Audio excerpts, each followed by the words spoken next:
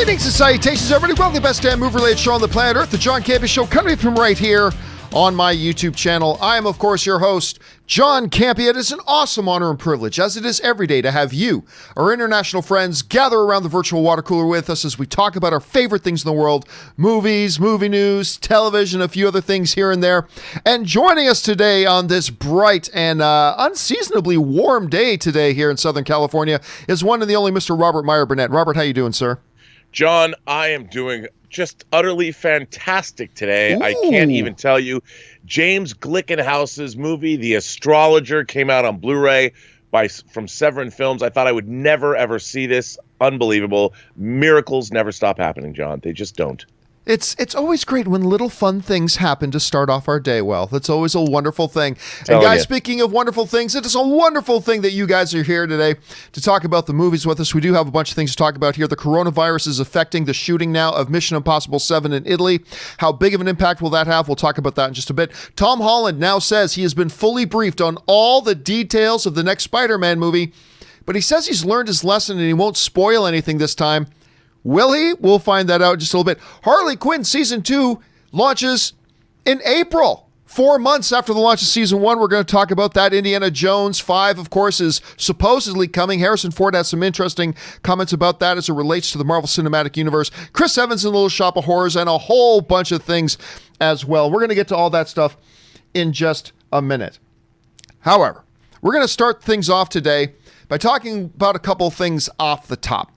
And the first thing we're going to talk about off the top is this. Rob, there was some buzz and speculation going around the other day with news that there was going to be a big announcement about Star Wars yesterday.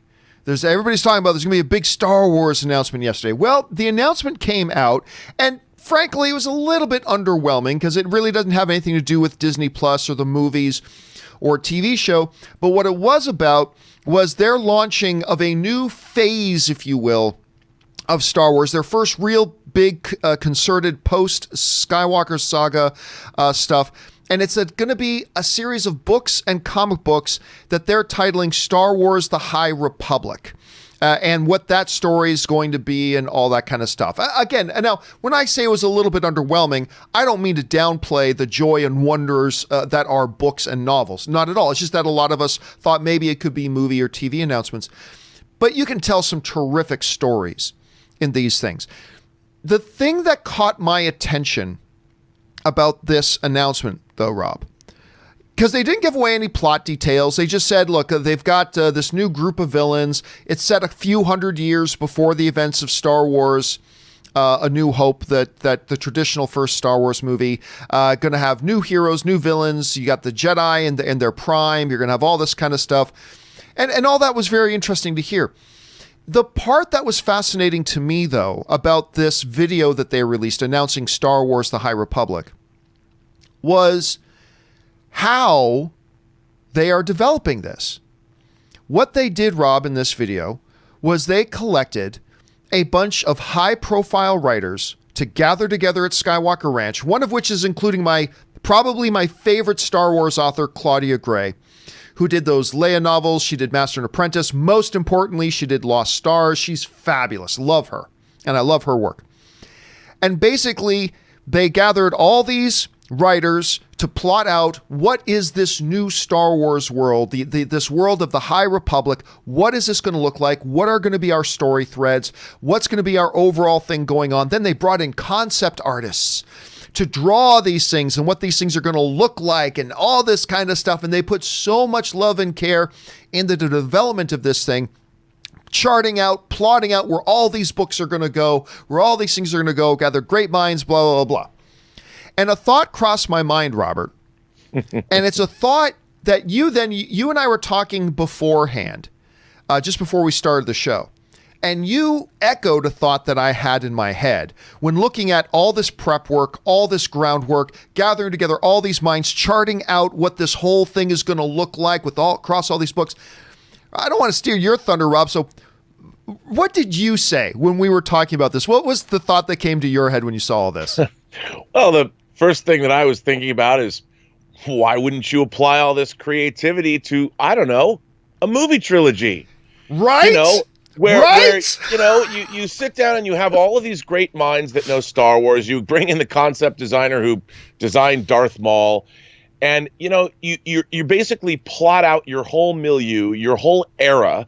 They even have they're showing the Jedi at the height of their powers, and the idea that the Jedi were scattered across the galaxy, and they were more like Texas Rangers. There was this whole idea, everything I heard in it, I'm like, wow, this is really interesting. And then once you have all of this backstory set up, then say you were doing a movie in the High Republic era, then you have these writers sort of build you a framework that you can then set your trilogies in or set your standalone movies in, because you've got all of this backstory that has been meticulously plotted out. And it would be so helpful. And I just don't understand why every franchise, whether it's, I don't know, pick one, Alien, Predator, hell, if you want to bring back John McClane or Axel Foley in the Beverly Hills Cop franchise, if you've got these multimedia outlets, whether it's comics or novels or video games, I mean, they kind of did the same thing with Shadows of the Empire when that came out in the mid-90s. They had the novel that came out. They had the video game that came out. They had a toy line that came out, Prince Zizor and all this. And I was just like, this is how franchise properties should be handled. And what's interesting is it would allow a filmmaker freedom when you have your framework set up and you've been given sort of, here's what's happening. Then you're kind of free to come in and plot your story, and you have a sounding board to go, well, would this happen? Would that happen? And they can advise you. And then you can make a film that feels, or multiple films that feel fleshed out. It's like what the Lord of the Rings had. You have the Silmarillion. Christopher Tolkien came in and took all of his father's notes and was able to flesh out the world of Middle-earth. And Peter Jackson and Philippa and Fran had all of that information to draw upon. And it would make the creative process, I would think, so much easier. I agree. And listen, again, you have to take what I'm about to say, take it with a grain of salt, that I like, other than The Rise of Skywalker. I like all the movies we've gotten from this iteration of Lucasfilm. I've liked them all. A couple of them I've desperately loved. Some of them, I liked a little bit less than others, but I like them all. But one of the clear weaknesses of what Star Wars has done on the big screen in the last number of years, and what has really manifested itself out, was the fact that they had no frickin' plan. They had no frickin' plan, Rob. So why? Yes. Why? And so that's one of the things. I'm looking, as I'm watching this video last night, of them gathering these minds and talking about, before we write that first book, we got to know where everything's going. we got to know what are our threads, who are our villains, what are going to be our heroes' journeys, who are going to be these new bounty hunters, who are going to be these new scoundrels, who are going to be these new Jedi, who are going to be the new threats in the universe. We got to know what all this is. I mean, we wouldn't be foolish enough to start writing all this stuff without knowing what our world is, would we? And I'm sitting there watching this last night and going, why are you just figuring this out now? Why do the books, and all due respect to the books, I love a number of them, but I'm saying, why do the books get this kind of love, care, attention, respect, detail? Why do the books get this? Meanwhile, the movies are, hey, you want to make a Star Wars movie? Yeah, go make one. What would you like me to do? Just go. Go, whatever you want to do. We'll figure the rest out later. How come the books get this type of love and attention and patience and detail and thought and strategy and thinking it out? Because listen, you could strategize them all out. Maybe they turn out to be terrible, but at least they'd be consistent with each other.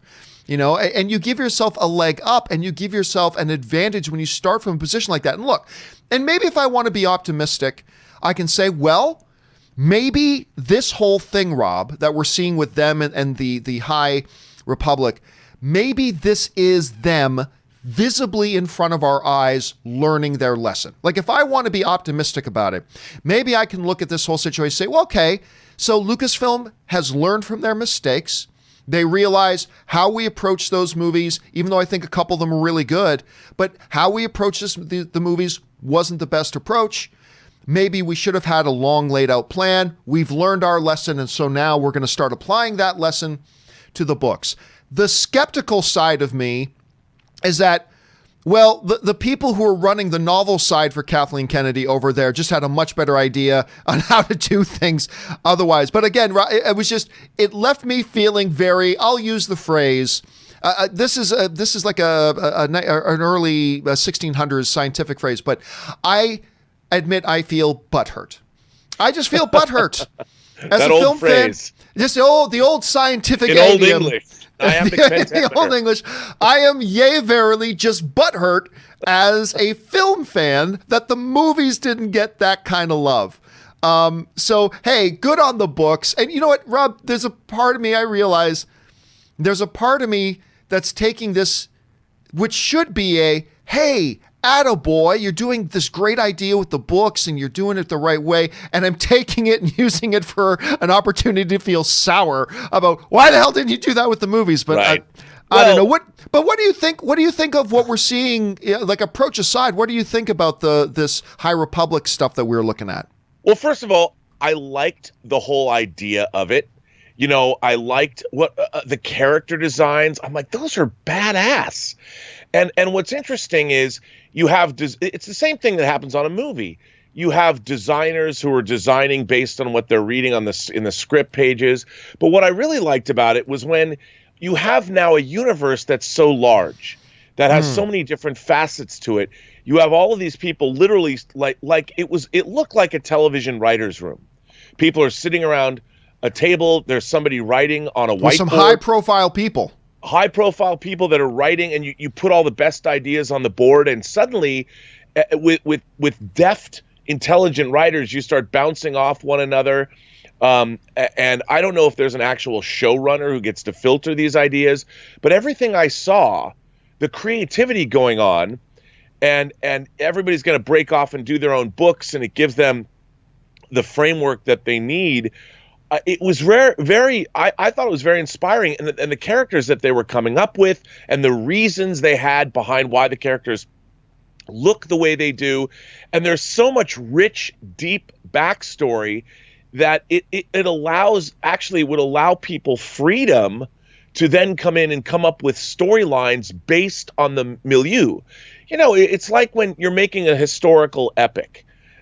We already know what happened in that era, so you have a freedom to set your story. If you're telling a World War II tale, I mean, you can make up a story set in World War II between characters that are fictionalized, but you have the whole milieu. You know what the time looked like. You know what the two sides, or all the sides, the Axis and the Allied powers wanted. You know what happened when. You know, you've got all of this backstory already plotted out for you. So when you want to tell, say, a story about star-crossed lovers falling in love on a certain date, you know, during the Blitz in London or something, you already have so much rich history to draw from to inform your story that it would make it easier. Yeah, you're absolutely right. Anyway, guys, question is, what did you think about that Star Wars The High Republic era video? I thought the video was a really cool thing put together. Like I said, I'm just, as the ancient Latin would say, butthurt that they didn't give that attention to my movies. What do you guys think about it? Jump down to the comment section below and let us know your thoughts. Okay, one more thing off the top here, guys, and that is this. You know, one of the movies I've been really looking forward to ever since the trailer dropped. I mean, I heard about the movie. It's like, okay, there might be something. But then the trailer for The Invisible Man dropped with Elizabeth Moss. And I just thought the trailer looked spectacular. Gave too much away, but it looked spectacular. Well, the reviews are now out. The reviews for Invisible Man are now out. And Rob, they're real good. They're real good. As of right now, on Rotten Tomatoes, they're carrying an 89% on Rotten Tomatoes. That's up from an 88 that they had just a short time ago. So they had an 88 up there just a short time ago. Mostly, everybody's just gawking over Elizabeth Moss's performance, who has really turned into something really special. Like, I remember watching Elizabeth Moss and thinking, man, this girl's really good. But she was never at the forefront of my mind. And then Handmaid's Tale came along. And I was like, oh no, this girl is fierce. This girl is straight up fierce. And I can't wait. So I'm very much looking forward to her. I've got an invite to go see it tonight, which I may or may not go to. I'm not sure, but I am curious here. But here's some of the things, Rob, that are being said about the Invisible Man. Okay, so we've got The Guardian is writing, there is fun to be had here thanks to Moss and an evolving setup, and given the state of multiplex horror, especially at this time of year, this is a striking diversion. So it's interesting to say. William Bibbiani from The Wrap writes, the canny screenplay knows that the audience is well ahead of Cecilia, that's our main character, and the sinister camera work is in on it too. Many a scene finds cinematographer Stefan Duskio's framing listing with apparent aimlessness to one side or the other. The AV Club writes, The Invisible Man is a sleek upgrade from his past horror work, which is interesting here. Forbes writes, The Invisible Man wins big by just letting its title monster be a monster through and through. So for the most part, everybody seems to be pretty happy with this. Rob, I know you've been excited to hear it. You hear the reviews. Are you surprised? Are you not surprised? What does this do to your anticipation level for the movie? Well, I have to say, I've been a fan of both James Wan and Lee Whannell since the original Saw. You know, when Saw came on the screen, or came on the scene, I thought it was really innovative, really interesting. I quite enjoyed it, and I've really loved seeing their careers develop. And Lee Whannell wrote and directed Upgrade, which came out. I have a very nice special edition Blu-ray from Second Sight in the UK, and I was a big fan. And I think that Lee Whannell is a great genre writer. He's turning out to be a terrific genre director. And as a follow-up for Upgrade, this trailer, all the trailers look great to me. And to hear that he really nailed it is always exciting. I love it when a filmmaker that I've enjoyed as a writer crosses over and becomes a world-class director. And I think what Lee Whannell and James Wan have unapologetically been doing is they've been carrying on the traditions of, I call them B movies, but like your beloved American Werewolf or The Howling or the films of John Carpenter, David Cronenberg, the body horror of Cronenberg. I mean, these guys want to make great genre cinema. They want to make great horror and fantasy. And I just love the fact they're unapologetic about it. They're not, well, my film isn't really a horror film. It's a suspense thriller. No, they embrace the genre. They go for it. And they deliver in a way that audiences haven't been seeing in a while, and I'm glad to hear that this movie just crushes it. Yeah, and I am looking forward to see it. I just don't know if I'm going to go tonight. I might go on the weekend, but I might go see it tonight. Who knows? Because I am excited about the film. Question is, guys, have you been looking forward to The Invisible Man, or have you really not cared about it? I thought the trailer was great, but maybe you didn't. Jump down to the comment section below and let us know your thoughts. All right. With that out of the way, let's move on to our main topics today. And how do we select our main topics here in the John Campea Show? Well, it's really rather simple. You see, you guys come up with them by going over anytime 24/7 to www.thejohncampeashow.com/contact. Once you guys get there, you're going to see a form. Fill it out with your topic or question. Hit submit. It's totally free. And then maybe, just maybe, you might see your topic or question featured as a main topic here on the John Campea Show. With that down, let's move on to main topic number 1. And our first main topic today gets submitted to us by Sean, who writes, Hey, John and crew. Did you hear that Chris Evans is in talks to be in the upcoming Little Shop of Horrors movie? Why do you think Chris Evans lately is the only actor from the original 6 Avengers, other than Scarlett Ingrid Johansson, to be in a big wide-release movie outside of the MCU that hasn't flopped? Evans is in Knives Out, Hemsworth with Mission Impossible, or the Men in Black, and Robert Downey Jr. in Doolittle. All right, first of all, thanks a lot for sending in that question, Sean. Regarding why is he the only one, I mean, it's just a matter of luck. It's about what you're just lucky. You appear in something, you work in something else, it doesn't work. You work in something else, it does. It's not really much of a mystery to look into at this point. Let's ask that question 10 years from now, and I think you'll see that'll probably even itself out a bit. But on to the main thing, though. Chris Evans is apparently going to be appearing in Little Shop of Horrors. We get this from the Hollywood Reporter.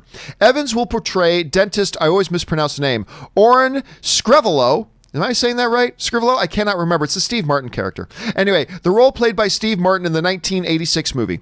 Chris Evans is in negotiations to play that key character in Little Shop of Horrors, a new big screen take of the cult movie turned Broadway musical being directed by Greg Berlanti, of course, from the CW Arrowverse fame. Warner Brothers is behind the project that has been flirting and courting actors since last fall. Scarlett Johansson and Taron Egerton are circling lead roles in the horror comedy, with Billy Porter already signed up. Rob, you hear about Chris Evans potentially joining. It sounds like it's a done deal and it's going to happen here, but do you see Chris, because seeing Chris Evans pop up going from the MCU playing Captain America to his role in Knives Out was really rather different and really quite cool. See him now maybe jumping over and taking over a Steve Martin role. What do you think about this? Is this a good fit? And do you think this is a good move for Chris Evans? First of all, can you imagine? Because I'm a dentist. If he's going to sing that, I mean, come on. You know what? I don't know who Chris Evans' management is. I don't know who his people are that make decisions for his career, but they're crushing it. They're killing it. They know what's going on. An actor like Chris Evans, you know, you have this big front and center starring role in these gigantic, ginormous movies. And rather than demand that he's a leading man, he goes and he does a Knives Out, which is a great ensemble piece. He couldn't have picked a better role to take with a, but I mean, how much fun did he have there? He's a director as well. And he takes these roles like, hey, maybe he's not the lead in Little Shop of Horrors, but he gets to do something we've never seen him really do before. You know, as a song and dance man, John, he's going to be able to sing a great song. He's going to come out and he's going to do something that really endears, I think, himself to the audience. He gets to break out. And what he's doing is he's building the foundations of a career that is going to last decades. He can be a character actor. He can obviously be a leading matinee idol if he wants to be. But basically what he's doing is he's picking great projects. He's picking projects that are out of the box, and he's thinking long term. And that is very, very smart. Yeah, I think this is a great move for him. I love seeing him diversify himself, and I love what you pointed out there. It's just not just having to go make sure everybody knows I am a leading man. Instead, Right. He's taking great roles, and I think that's wonderful. And this could be a lot of fun. And you look at this cast that's shaping up. If it does work out the way it's looking, you got Scarlett Johansson in there, and of course Scarlett Johansson and Chris Evans have been like best of friends for decades. You throw in a Taron Egerton in there. I mean, this is really shaping up to be pretty interesting, and it's going to be cool to see what Greg Berlanti does with it as well. Question here is, guys, what do you think about the idea of Chris Evans joining Little Shop of Horrors? Jump on down to the comment section below and let us know your thoughts. All right. With that down, let's move on to main topic number 2. And our second main topic today gets submitted to us by Elizabeth Gerardo, who writes, "Hi, John and today's co-host. Been following you since the AMC days." Well, thank you so much, Elizabeth. Huge fan. With the coronavirus spreading and Mission Impossible 7 halting production due to it, will this affect the release or will they have to change its release day? All right, thanks a lot for sending that in. And of course, one of the big stories around the globe right now has been the coronavirus. We've already seen it affecting the movie industry with certain areas being shut down for filming, with certain films not getting their China release, with press events. We saw it happen to Bond, Rob. Bond had to cancel their Chinese press tour and release date, and now it's affecting Mission Impossible, but in a different country, in Italy, where I believe a few hundred cases of the coronavirus have been reported. This is the report that we've got coming out of Variety. The studio issued an announcement Monday that cited the Venetian government's missive to halt public gatherings. Italy has more than 150 confirmed cases of the disease. Out of an abundance of caution for the safety and well-being of our cast and crew, and efforts of the local Venetian government to halt public gatherings in response to the threat of coronavirus, we are altering the production plan for our 3-week shoot in Venice, the scheduled first leg of an extensive production for Mission Impossible 7. So it almost sounds to me, Rob, when I read this, like if the Venetian government is saying we cannot have public gatherings right now, I just wonder if they even would have been allowed to do the shoot. I'm not sure. But I like what they're saying. And I like the way they put it. Out of an abundance of caution. Like, we understand we probably don't have to shut this down. But we want to err. If we're going to be wrong, we'd rather be wrong being cautious than be wrong being not cautious enough. And they're saying they're going to do that. But the other thing that I think I want to point out here is this. Is in the third last line, there says, we are altering the production plan for our next 3-week shoot in Venice. What that tells me, Rob, and I could be wrong about this, but what this tells me right away is that what they will probably now do is move on to the next phase of their shooting. and just start shooting something else rather than have everybody just sit around for a month and a half waiting to see what happens with the situation there. So I have a feeling this might cause a bit of a delay, but they will continue to move forward. Now, the other thing that Elizabeth asked Rob is, will this delay the release date? Here's the thing, and Rob, correct me if I'm wrong, but with few exceptions, movies don't plan their shoot schedule and then post-production schedule, and for their post-production schedule to end 1 week before the movie releases. Like, normally these movies are shot, they're post-produced, and then they sit around for a bit and gestate for a bit until their release date comes. It's not like they plan it right up to the last second. It's like, okay, we'll be finished our last day of editing on the Tuesday, and then we'll be ready for release on the Friday. So I really don't think, unless something larger comes along to give it a real significant delay, I don't think this is going to delay their release date right now. But anyway, Rob, what do you think about all that? No, I mean, as you you astutely point out, the post-production process on a movie begins really on the second day of shooting, when the editorial staff is presented with the first day of shooting's footage, and they start cutting. And all through the principal photography of a movie, post-production is happening. And when a film is you have to really pretty much lock picture before you can finish scoring a movie and finish mixing a movie. I mean, the sound design and mixing process can take months at a time. And then once a film is actually finished, then it has to be dubbed. You have to do all the different things that you need to go all over the world, because some countries, they show dubbed versions of films. So yes, you're absolutely correct. They don't wait until the day before. Well, we're done with editorial. That's not how it works. And so you do have a little bit of leeway. And like you said, so maybe they'll start shooting interiors stateside, and they'll just flip the script, and they'll a Venetian shoot. This is not the logistics behind it. There was travel booked, bigger production. I mean, look, obviously a lot of work, don't get me wrong, has gone into plan. There was accommodations booked. This is not a cheap change that they've had to make. Not at all. And it's going to cost a lot of money, but that's what international productions face. And there are contingency plans for this sort of thing, and I'm sure that they'll be able to soldier on. Question here is, guys, what do you think about this? Do you agree with their decision to err on the side of caution and be careful, to change things up? Do you think they should have just gone ahead and shot anyway? Do you fear that this might actually cause a delay in the release schedule? Jump down to the comment section below and let us know what you think. All right. With that down, let's move on to main topic number 3. And our third main topic today gets submitted to us by Darren Fleece, who writes, "Hey, John. I'm a big fan of Tom Holland, aren't we all? But I hate spoilers, and while I'm looking forward to seeing him in more Spider-Man movies, I'm also a little nervous that he can't keep his mouth shut."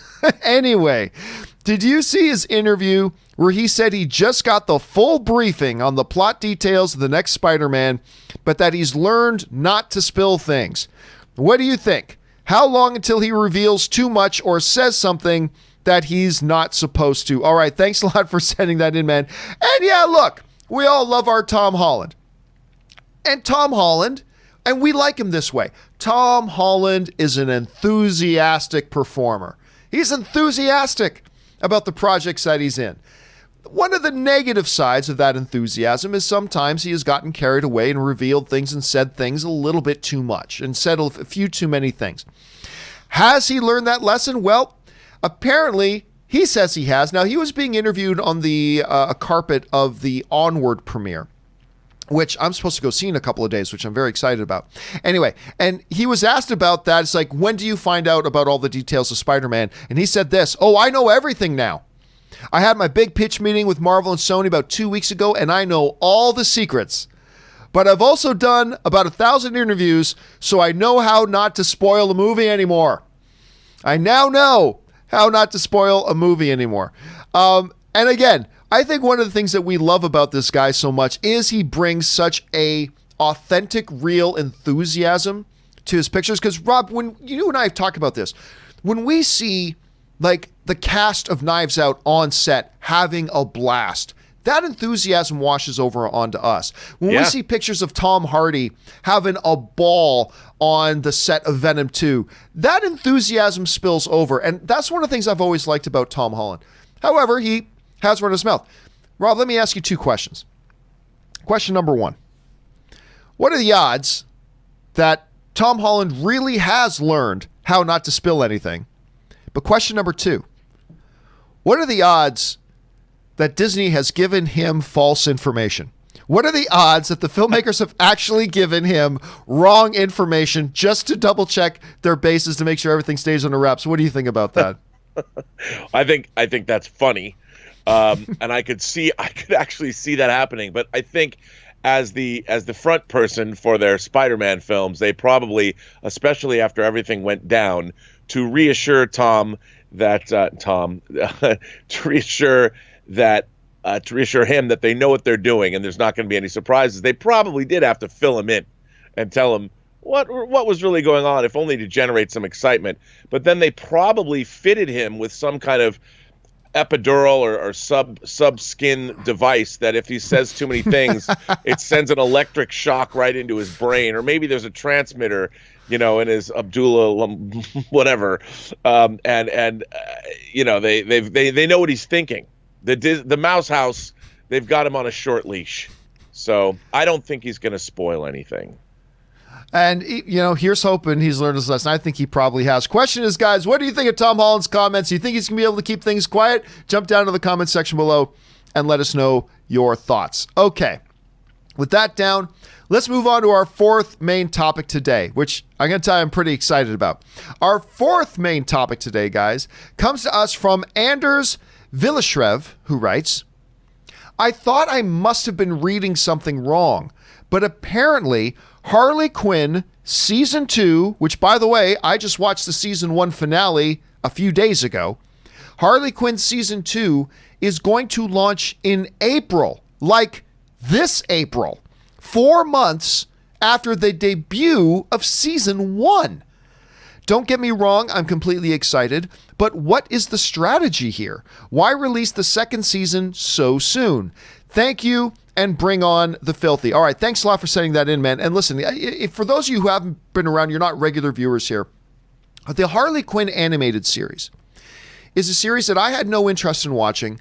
I thought it looked bad. I'm not generally a big fan of either Marvel or DC's animated stuff. There are some exceptions. There are some big exceptions, but for the most part, I usually don't like their animated stuff very much. And I just started getting bombarded with people telling me, John, you really need to check out this Harley Quinn show. So I finally gave in and watched episode 1 and sat down and watched it with me. And I've been absolutely hooked on this show ever since. This is one of the most purely entertaining shows on TV. I'm not going to say it's Shakespearean. I'm not going to say it's Emmy winning, but on a level of pure entertainment, there are very, very few shows on television right now that just purely entertain me as much as this Harley Quinn show does.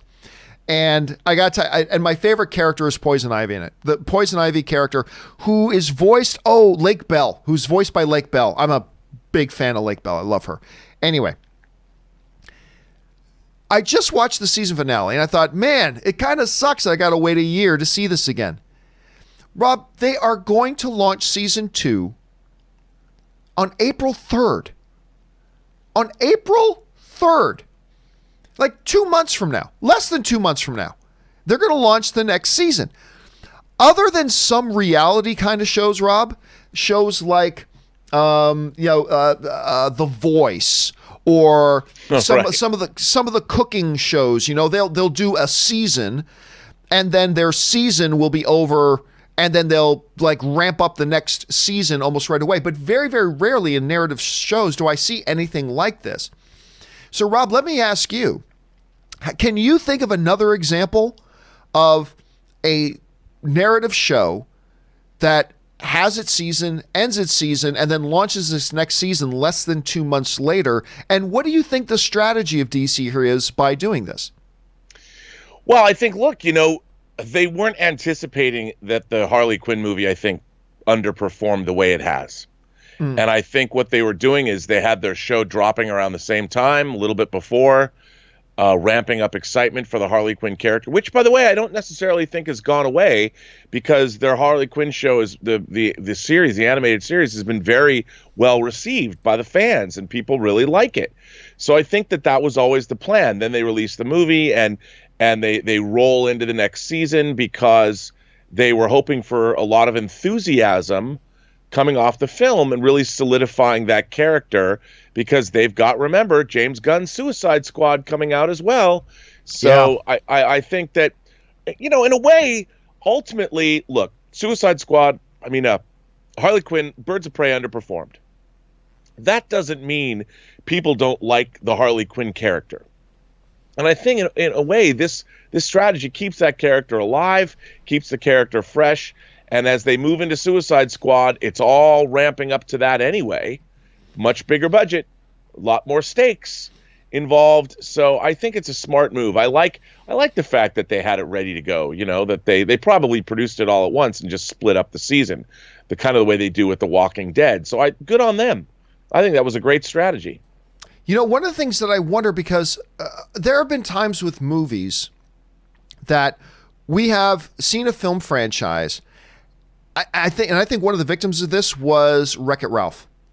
I thought they simply waited too long to put Wreck-It Ralph 2 out. Now, it still did okay, and it was still a very entertaining little movie, but I always thought you needed to get another one out like less than 4 or 5 years after the first one. And part of me wonders if part of the strategy here, and I don't know that this is the case, I'm just wondering if part of the strategy here is them going, we need to keep our momentum going. We think we've got something here that the fans of liking. Remember, they just recently announced this second season. They didn't let us know the second season was coming this soon. Part of me wonders if they just realized, look, people are enjoying this show. We've got some momentum. We're getting some good word of mouth out there. We need to keep the ball rolling. Let's just move up that second season release from December or whenever they theoretically might have been releasing it. Let's just put it out there right now. So the optimist side of me, Rob, is thinking, this is them thinking, we got to strike while the iron's hot, keep the momentum going, let's keep the party going. The pessimistic side of me is wondering if this might not be, in some way, shape, or form, a harbinger of doom for the DC streaming service with the upcoming HBO Max. Because, I've theorized before, Rob, that I think ultimately, they're going to kill off the DC streaming service and just kind of absorb it into HBO Max. I don't know that, been no official word on that. I'm just speculating. That's just pure speculation on my part. But a part of me wonders if part of this is, you know what? We don't even know if DC streaming service is going to be around long enough for us to get this out properly. Let's just put it out there now. I don't know. I hope it's the first thing. I hope it's them just wanting to keep the momentum going. Do you think there's any possibility? Am I being overly paranoid? Do you think there's any possibility this could be about their fear of the future of the platform itself, or do you think it's probably something completely outside of that? No, I don't think it's about fear. I think it's outside. I think, like you said, I think it's outside of that. We're moving into a new era, and like we keep saying on the show, it's like the Wild West. What's going to happen? How is everything going to be positioned? And what does the future hold for everyone? And I think it really is people are charting new courses as they move forward, and it's going to be interesting to see what happens. And I don't think anybody quite knows what's going to happen yet.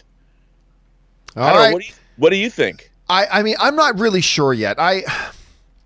It's on the one hand, my first primal reaction is, oh joy, I got more Harley Quinn coming in just like literally weeks. It's literally weeks away, But, you're the guy. You weren't going to watch this show until word of mouth, real word of mouth hit you. And then you tuned in, and you've been doing nothing but singing the show's praises. So it exists in its own continuum and has its own new audience, you being one of them. And it proves that even if a movie underperforms, you can have a series that's a breakout hit. Yeah, because again, television movies, Harley Quinn is a great example, Rob, like you're pointing out. Television movies, there are two different sets of criteria for what, just because something is a successful TV show does not mean it's going to be a successful movie, and vice versa. I got to tell you this too, because I keep forgetting to mention this whenever I talk about Harley Quinn. Alan Tudyk might be my favorite animated Joker now. Ooh. Really? I wow, know those are fighting words, son. That's sacrilegious to say in a world where we have the great Mark Hamill and his incredible Joker.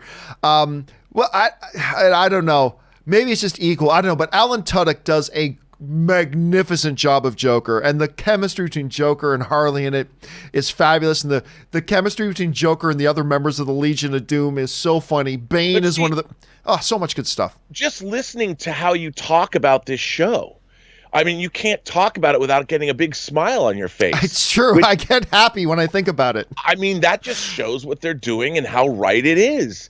And isn't that what we want from our entertainment? It's great. Yeah. So anyway, guys, this is a very unusual situation. Like, again, I can't think of another situation that's exactly like this one from a narrative point of view, where they're launching season 2 so quickly. But what do you guys think about it? Maybe you don't even watch Harley Quinn yet, and it's not your bag, and that's totally cool. Are you excited about this, or are you not? Jump down to the comment section below and let us know your thoughts. All right. With that down, let's move on to our fifth and final main topic today. And our fifth and final main topic today gets submitted to us by David M., who writes, "Greetings and salutations. I know you're taking a I'll believe it when I see it attitude about Indiana Jones 5. Yes, I very much am. But I was wondering if you saw Harrison Ford's comments about Indiana Jones 5 needing to kill it like a Marvel film in order to really succeed. What do you think about the comparison?" All right, thanks a lot for sending that in, David.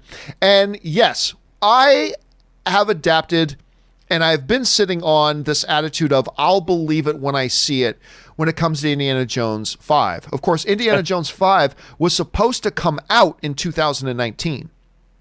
They still haven't even started shooting this thing yet. Apparently, they don't even have a completed script yet.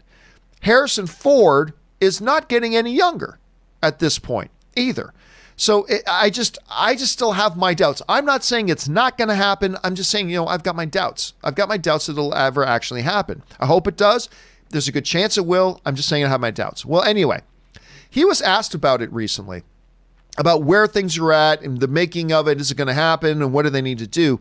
And Harrison Ford was uncharacteristically kind of very communicative in his answer. This is what Harrison Ford had to say. "I really don't give them," that's the audience, "I really don't want to give them what they want to see. I want to give them something they didn't anticipate.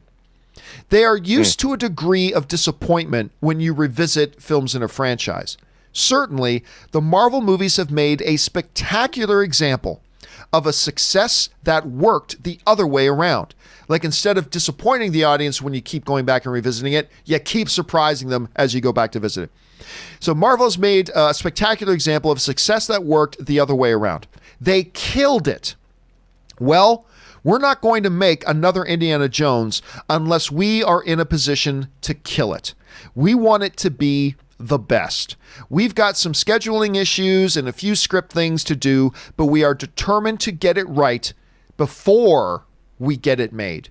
We're determined to get it right before we get it made." I think these are actually really interesting comments, Rob, especially considering being in an era when a lot of other high profile, I mean, we've moved past it now, but we are still in this era where a lot of high profile people in the movie industry have crapped on the comic book movie genre and talked about they're not even real, this, that, or the other thing. To have a Harrison Ford come out and say, "Hey, you want to see who's doing it right? Look at Marvel. That's who's doing it right. And we need to emulate that success. We need to kill it. And we're not going to make this thing unless we're going to kill it. And we're not going to make it until we're in a position that we're really going to succeed." I've got two kind of frames of thought on this, Rob, and I want to know what you think here. Number one, this is obviously what you want to hear. You want to hear the filmmakers, the people involved saying, "We are totally dedicated to making this the best movie it can be." On the other hand, you got to understand, despite some people erroneously thinking otherwise, every filmmaker wants to make their film the best it can be. They often don't succeed, but that's what they want to do. But still, it's good to hear Harrison Ford say, "We want to make this thing the best it can be, and we're committed to making it the best it can be, and that's why we're all the delays." On the pessimistic side of my brain, though, I've got to say, when their movie's a mess And they don't want to talk about the real reasons why their movie's delayed. Oh, no. We're just delayed because we really want to take our time and make sure it's the best it can. Like that. So on the optimistic side of my brain, I'm thinking, this is great to hear. On the pessimistic, jaded side of my brain, I'm like, yeah, that sounds exactly like something somebody would say whose movie's project is just a mess and they don't know what the hell's going on. Just say what the audience wants to hear. We want to make it the best we can be. So, I don't know. It's probably the former. It's probably they really do want to get this right. Because I think they probably know this is their last Indiana Jones movie. I think they know that. I think they know they're not about to launch a new trilogy of Indiana Jones films with Harrison Ford. That this is probably going to be their last Indy film in the iteration of Indiana Jones that we have always had. And this is probably the last one, and they probably do really want to kill it. But I did also think it was really interesting the fact that Ford, brought up and conjured up the Marvel name as an example of what it is they want to try to hit and achieve. Anyway, Rob, you heard Harrison Ford's comments. What do you make of them? Well, look, I don't think Harrison Ford is dumb. I think he knows what people said about Kingdom of the Crystal Skull. I probably know what he thinks about Kingdom of the Crystal Skull. And he wants to go out like the guy is pushing 80. And if he's going to commit where he's going to look, if you look at, there's pictures of him. He was on Ellen DeGeneres promoting Call of the Wild. And there was a picture she showed of him on a bike. I mean, he was ripped. You see his arms. I mean, that guy's got guns. You can tell he's been getting in shape. He's been working out. He's getting into, as much as old as he is now, he's getting into fighting Indiana Jones shape, and he's not doing it. I mean, boy wants to get paid, but he wants to go out with a bang. He wants to tie a bow on this franchise and make it the best it can be. Because why wouldn't you? Everybody wants to do that. Making movies is too hard. And also, at his age, he can just sit back and, smoke a bowl and feel pretty good about himself. He doesn't need to open himself up to this. And I think if he's going to do it, I think he's going to commit. I think he wants to make this movie a shining example. It might be the last movie he ever makes. He doesn't know, and he wants it to be great. And I think he's absolutely sincere about it. What do you think the plan is here moving forward? Like at what point, Rob? Because I didn't pull up his age. I should pull up his age. Give me 1 second as I pull up Harrison Ford's age. He is in his late 70s. Okay, so he's 77 at this point. There he is, 77 at this point. He looks great. And he looks fantastic. He does look fantastic. But at what point, Rob, there has to be a line somewhere that is a point of no return that says, if we can't get a movie into production by this, then there's really no point in doing it. I mean, do audiences flock out and see an 80-year-old Harrison Ford as Indiana Jones? I'm not saying they won't, and I'm not saying there couldn't be benefits to it, but I'm asking, will the audience get excited, revved up, and want to go out and see an 80-year-old Indiana Jones? Like, do you think there's a line in the sand here somewhere? And if so, where do you think it might be? Well, I think there is a line in the sand, and it really depends. Again, you have to write the proper story. He can't be hanging off the back of trucks the way he was in Raiders. Right. You have to write to the man. And I think I love stories about old adventurers. I love stories about old heroes going off for one last ride. I do too. I love a Western, The Professionals, and I love those kinds of stories. And I loved in Star Trek when we saw the original crew, they were allowed to age within the franchise. I really like those stories. And as long as the story is good, I'm excited. I want to make sure it's good. I want to love this final adventure that Indiana Jones is going to go on, and I'm just hoping for the best. All right, Rob, I'm going to put you on the spot now. Oh no! What are the chances, percentage-wise, right now? What percentage chance would you give that this Indiana Jones 5 movie actually happens? Where do you have the percentage chance at right now? Knowing Steven Spielberg and that he can bang out 2 movies like Jurassic Park and Schindler's List in a year, I will not count that man down if he's indeed directing this film. And I would say that if this movie, if it's going to happen, it's going to happen in the next 365 days. And I would give it 65%. 65%. I'm going to go I mean, I think if it's not in production in the next 365 days, my percentage is going to drop like a rock. Yes, me too. Within the next year, if they get the chances they actually go into production the next year, I'm not going to be too terribly far off from you. I'm going to say 45%. 45%. So actually, I thought there might be a bigger gap between you and me. So not that far of a gap. Question is, guys, what do you think about Harrison Ford's comments? Do you think he's right? Do you think, hey, if we're going to do this, we got to kill it like the Marvel films have been killing it with their films? Do you think it's even going to happen? What percentage chance would you say of this film actually happening right now? Jump on down to the comment section below and let us know your thoughts. Okay, guys. With all that down and out of the way, we're now going to move on to our live questions. Now, as we do every day, we're first going to take a little bit of a break here. We're going to take a short intermission, rest the vocal cords, stretch the legs, refill our drinks, give you a chance to run and use the bathroom and get back to it. So if you guys will hang tight with us, don't go anywhere. We will be right back. See you in just a couple of minutes.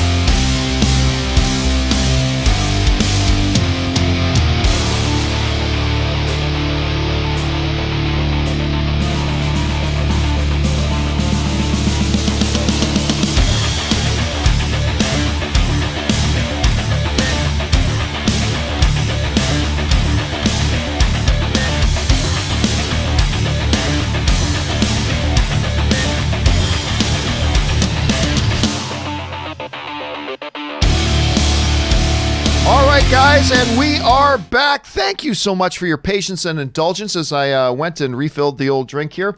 With that said, let's get on to your live questions. We're going to start things off by picking up with some of the leftover questions from yesterday that we didn't have time to get around to on yesterday's show. Then we'll roll right into today's questions as well. Ghostface999 writes, Catholic Lent approaches, which means it's my early tradition to watch 11-time Oscar-winning 1959 Ben-Hur. God, I love that movie. Can't wait to blast Miklos Rosa's soundtrack for 40 days and 40 nights. And yeah, the Catholic, I mean, I grew up Catholic. Went to St. Daniel's School and then St. Jean de Brebeuf High School. I grew up in the whole the Lent thing, but that is a great tradition, man. Ben-Hur, listen, you guys have heard me say this a lot. If you have not watched the original Ben-Hur, go and watch Ben-Hur. It is incredible, heart-pounding, amazing. The classic story narratives and just everything about it is so incredible. Make sure you go watch it. All right, that sounds like a great tradition, Ghostface. Thanks for sharing it with us. Patrick Conway writes, watch Togo. It was so damn good. If you're a fellow dog man, you have to watch it. The dog and Defoe were brilliant, but can't watch Balto the same again. Yeah, I keep hearing that Togo is actually pretty good. Here's the thing. They showed us a preview for it at D23, and I got to admit the preview did nothing for me. So I've never watched it, but Patrick, you're not alone. I've had a bunch of people writing to me telling me that Togo is actually really, really good, and Defoe, who is good in everything, is also really good in it. So I think I gotta get over that initial reaction I had to the preview and just sit down and watch the damn thing, because I'm hearing a lot of you guys saying it's really, really good. Thanks for sharing your thoughts on that. Jack Hamilton writes, when is the main actor also being a producer worrying? Well, I mean, it's a good question, Rob. I think, and correct me if I'm wrong here, dude, but normally, a lot of times when you see that one of the actors in a movie is also producer, normally what that usually really is the actor getting producer credit. Really more than actually doing any of the work of a producer. It's really more than, okay, I'll agree to be in this, and I'll get so-and-so to come along too, but I want a producer credit. I think more times than not, that's probably the case. But then sometimes it's not. Sometimes the actor is actually fundamentally involved in the development and the putting together and the arranging of the movie itself. I don't know that it's ever concerning. I don't know that the one problem that I potentially see, Rob, is I never believe that it's a good thing. It can work, but I don't believe in general it's a good thing where an actor on set has more power than the director does. That to me is not generally a good thing. There have certainly been times that it's happened, and there are certainly examples of when it's happened and it's worked. But I just don't think in general it's a positive position to be in. But again, I think for the most part, the producer title is usually honorary. How would you answer that, Rob? Well, I think it's true, although, actors can sometimes sign on as producers on a project because they want to make sure that they have some say over how the project turns out. When a high-profile actor signs on, a high-profile actor is staking their future career on the project.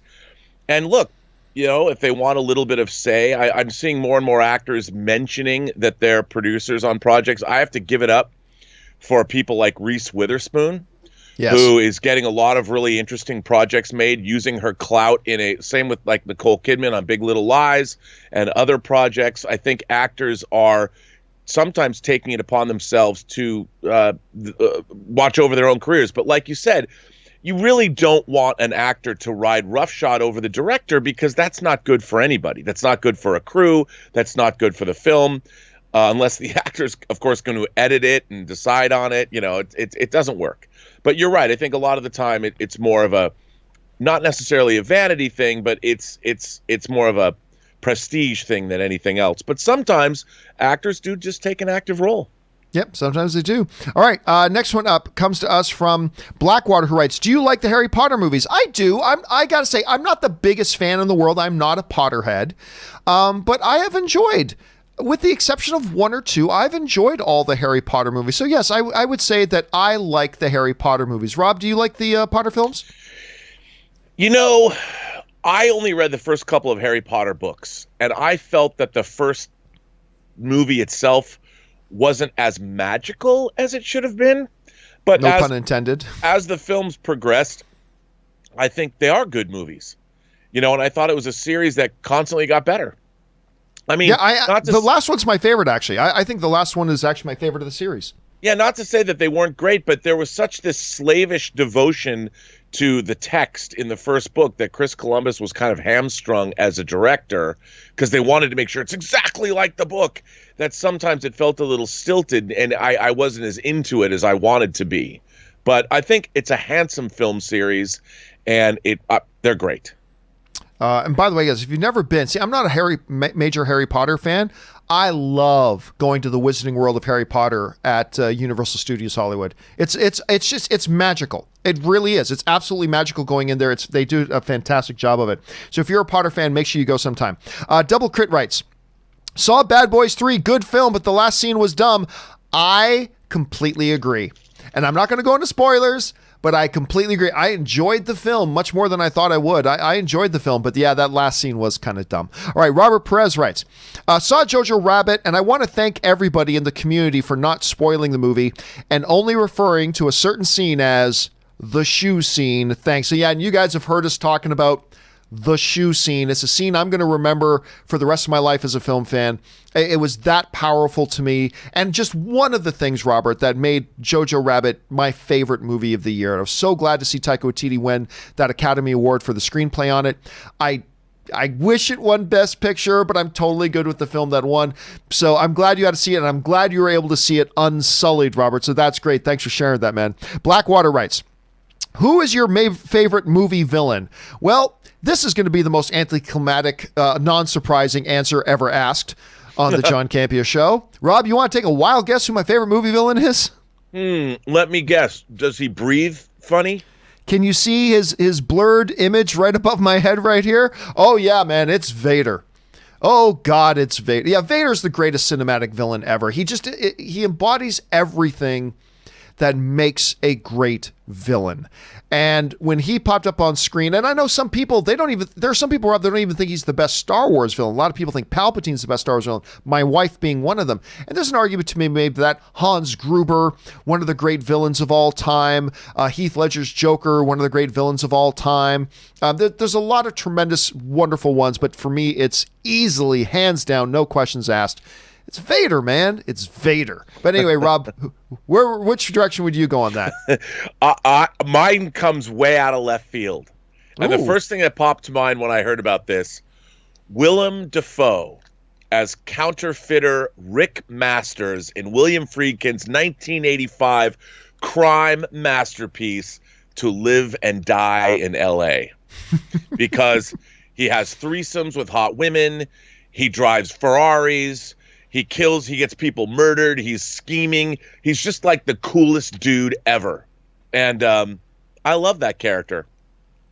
I actually thought you were going to go with a Bond. No, it's funny. I just gave you what first popped into my mind because I love To Live and Die in L.A. And the king of cool villains. I mean, I'm sure if I thought about it, I'd be like, no, he's not the coolest. But that was just the first thing that popped into my mind because I love that movie. And I love Willem Dafoe's performance in it. Well, I mean, he always kills it. Always kills it. All right, Blackwater now writes, who's your favorite TV villain? Well, off the top of my head, I'm gonna give Mark, and I can't remember Mark's last name, the actor, Crowley from Supernatural. Now, of course, he then went on to kind of become an anti-hero, but for a while he was the villain. Crowley on Supernatural was my favorite TV villain, and that's the first one. Maybe if I thought about it, I'd come up with another one, but that's the one I'm going to go for. Rob, do you got a favorite TV villain off the top of your head? Yeah, another thing that just totally out of left field. Kevin Spacey as Mel Prophet in the first season of Wise Guy. Oh, I don't remember that. Remember that. Either that or Ray Sharkey, who was in the first part of Wise Guy. Again, that's what popped into my mind. Hey, if that's what popped in your mind, that's what popped in your mind. Zero writes, been seeing rumors online. Oh, God, you just ignore these. This is like the 8th time somebody's asked. You can just ignore it. I've been seeing rumors online that with Sam Raimi directing the next Doctor Strange movie, the idea that he could bring in Tobey Maguire's Spider-Man into the MCU, is this something you'd like to see? Same thing I've said a million times before, Zero. No, it sounds like a really stupid, cheap gimmick. It sounds like a great idea for a 10-minute YouTube video, maybe a short Saturday Night Live sketch. It sounds like it could be something that's really fun. But for the action movie universe, no. And by the way, there has never been any, not to say it's 100% impossible. Let's be clear about that. Not saying it's 100% impossible. But until some actual real place says that that's actually a possibility, I wouldn't pay any attention to that whatsoever. Devin Allen writes, if the general movie-going audience got behind a Spider-Man Into the Spider-Verse, whose main character wasn't Peter Parker, but Miles Morales, even though Peter was in it, I firmly believe Batman Beyond could work with Terry McGinnis, which Bruce is in too. There's a major, this has come up a couple of times, Devin, but that is really overlooking some major flaws in the logic there. First of all, let me say this.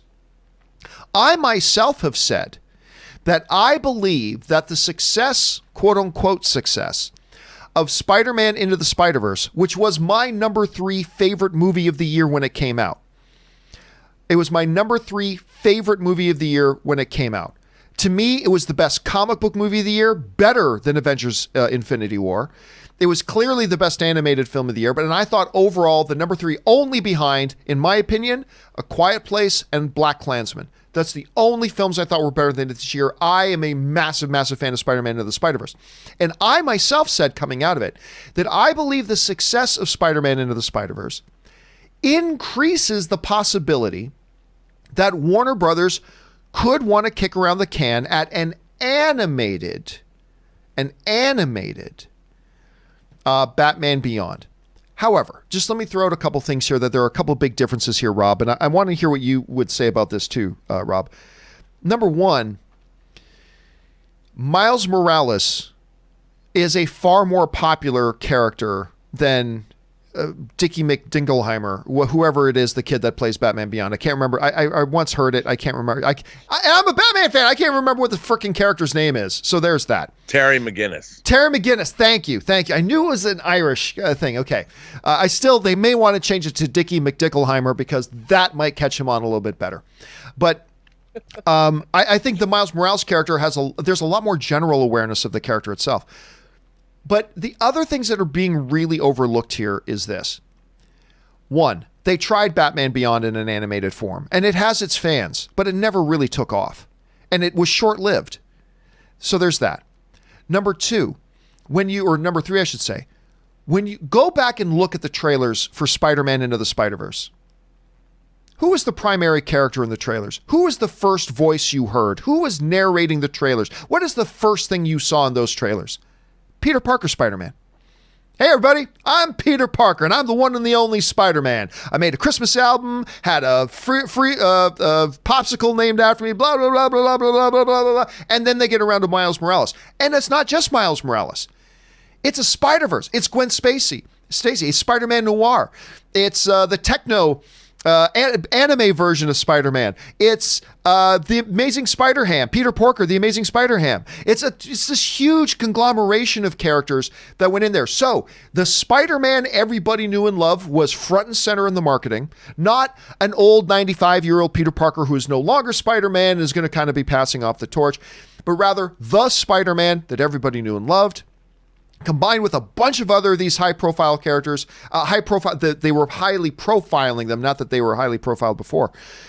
Things. So there's just a bunch of fundamental differences. Are they both animated, and are they both dealing with alternate characters taking on the mantle of a bigger name? Yes, but therein the similarities end.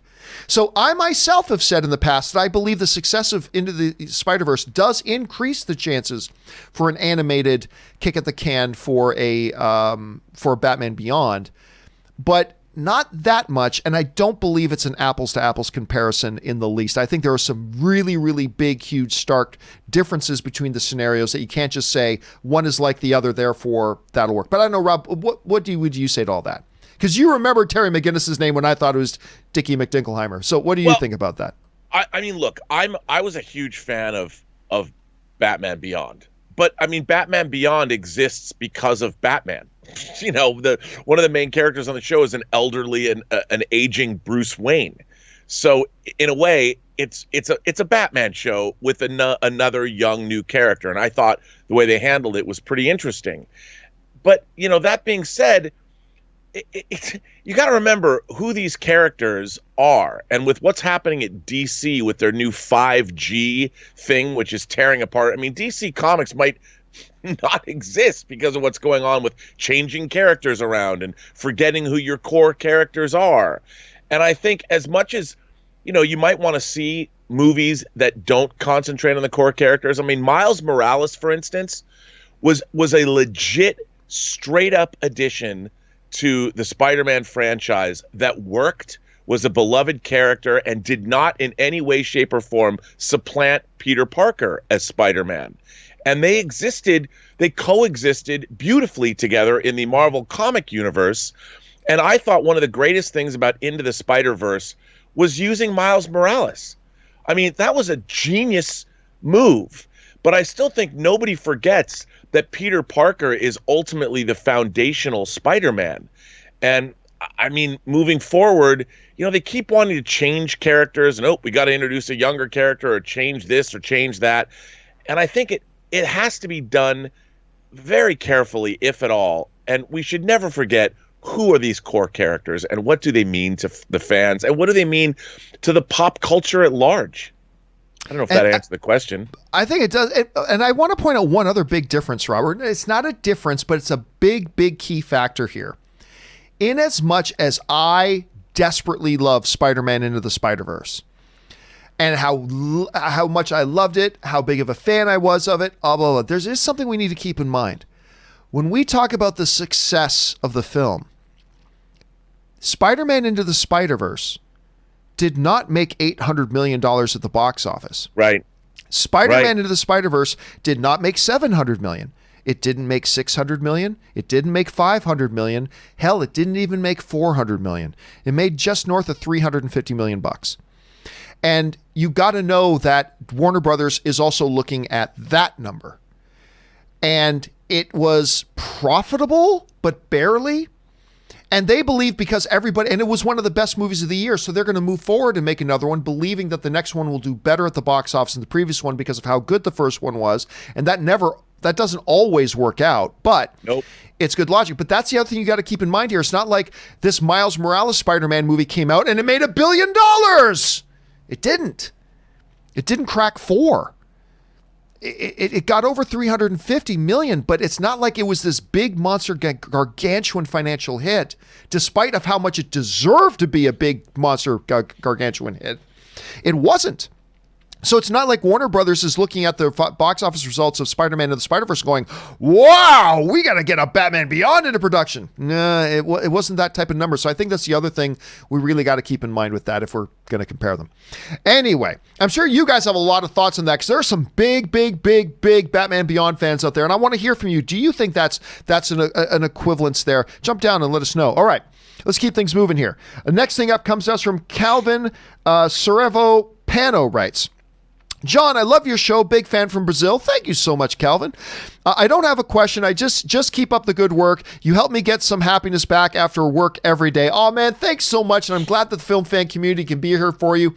It's always nice when somebody just wants to write in and say something positive. So I hope you have a great day and may your next day at work be a happier day at work, Calvin. Have a good one, man. All right, Matt Thornton writes, like most fans, I wasn't keen on the idea of Rey being a Palpatine. And guess what? That wasn't JJ's thought either. Anyway, however, I love that Ben Solo was a product of the light side who embraced the dark side, and that Rey is a product of the dark side who embraced the light side. You know what? That's an interesting way of looking at it, Matt. And by the way, thank you so much for sending in that super chat. This is really generous.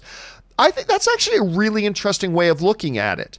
That, you know, if you had told me, this is a great example, Rob, of where concept always gets beats out by execution.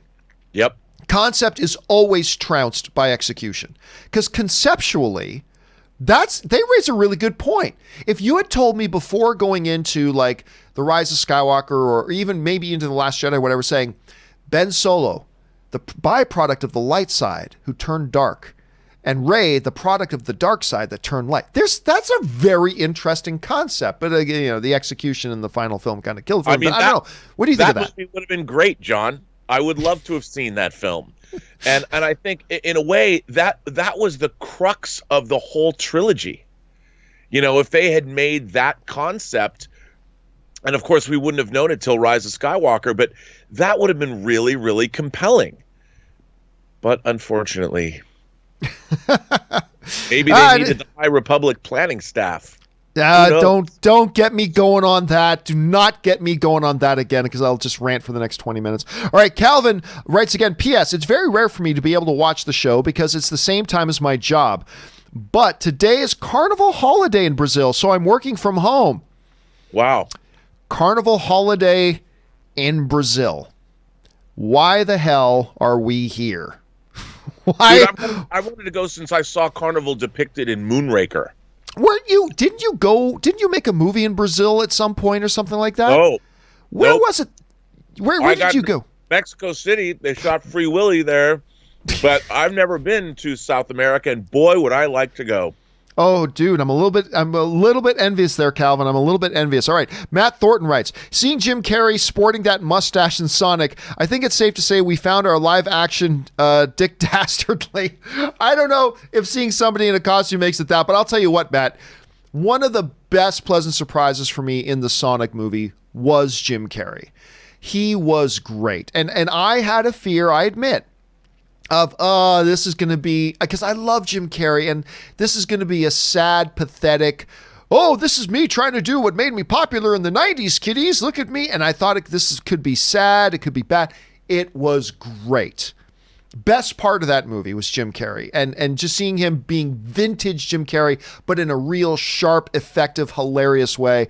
It was awesome to see Jim Carrey firing on all cylinders. All right, Jesse writes, okay, so we can all agree these dudes won't be attached to the Star Wars movie in a few months, right? Just checking. Rob, this goes back, of course, to what we were talking about yesterday, but like, hey, they just announced that they're developing this new movie with these two guys. Great, but I don't care because I don't actually believe they'll actually make it, because within the next 2 or 3 months, we're going to hear about creative differences and it'll never happen. But you guys, you heard me on that, so I'm still kind of there. The only reason, Rob, I still think this High Republic is going to happen is because it's the books. Well, they come out in August. They come out in August. That's right. They start releasing in August. So there you go. They're deep into production of these things. And we're going to see them pretty quick. Okay. Next one up. Mike Myers writes, hey there, John and Rob. Enjoy your show. Thank you so much, Mike. Netflix dropped a trailer for War for Cybertron Trilogy Siege. Seeing that Hasbro pays half of your bills.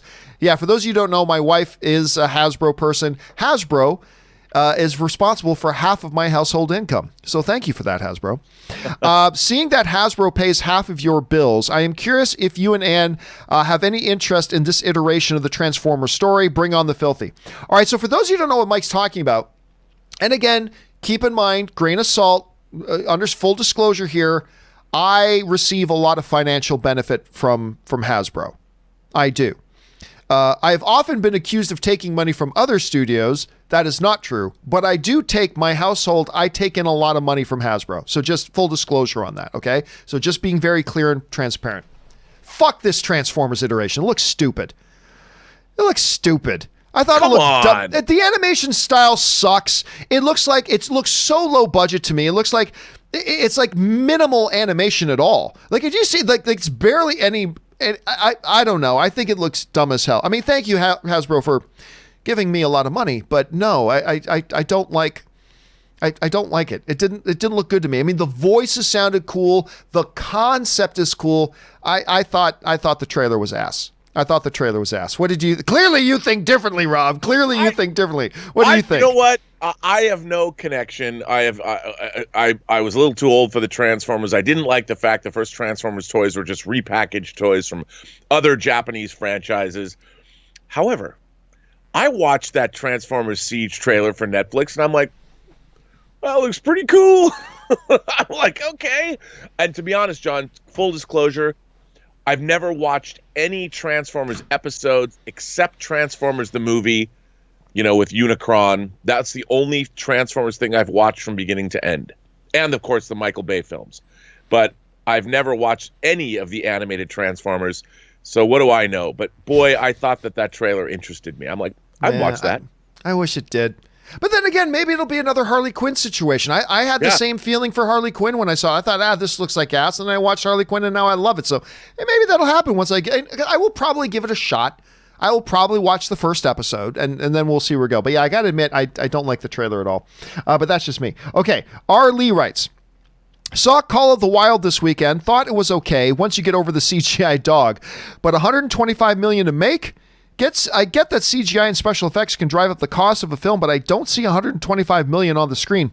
Well, just to be clear, Arlie, I believe the actual number, Rob, from what I've read, is actually $110 million, which is still remarkably expensive for a movie like this. Yeah, I don't listen. I haven't seen the movie. I don't plan on watching the movie. But from what I've seen in the trailers and in the features and in the previews, I also don't see what would cost $110 million to make. Yeah, there's the CGI dog, which I still don't know why they did a CGI dog. But other than that, I don't get it. I bet that maybe if I saw the movie I would, but I just don't get it. Rob, when you looked at that and you saw the production budget, did you see, I could see why this would cost this much? Or are you kind of like the rest of us going, where the hell was this money get spent? Yeah, even though it had location shooting, and I watched a thing about how they built a section of a river and all of that. I mean, look, CG animals, there's a lot of work that goes into those things, but you've worked in visual effects. That seems extraordinarily expensive. That whole Call of the Wild project, I'm like, how did that get greenlit, and how did it get greenlit at that budget? I mean, how much did they pay Harrison Ford, first of all? Yeah. And, but I have to say, a lot of people have written me saying they really liked the movie. And I think, if you've grown up with talking animals, CG animals, and things like Chronicles of Narnia, I mean, we've had photorealistic animals now in movies for the better part of 2 decades, that I think a lot of the younger audience can be accepting of that movie. I was like, we talked about it, I don't think I could watch a movie with a CG dog, but there are a lot of younger moviegoers that don't feel that way because they've grown up with those things. And I think the movie, people like it. I have not heard anything really terrible about it.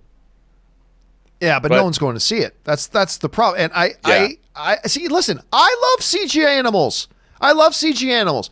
But in a movie, like, why not just use a real dog and use CGI when you have to have a hard stunt for the dog or something dangerous for the dog?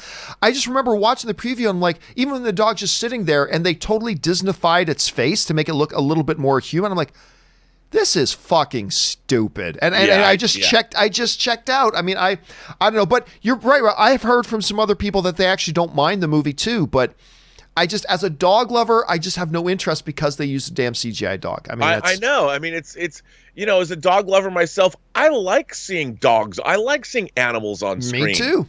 I mean, not that when I was a kid, I was not particularly interested in Any Which Way You Can and Every Which Way But Loose, the Clint Eastwood movies with the orangutan. But I'm like, as a kid, I'm like, I loved orangutans because of Planet of the Apes. I want to go see a real orangutan, and I love those movies. All right, let's keep moving on here.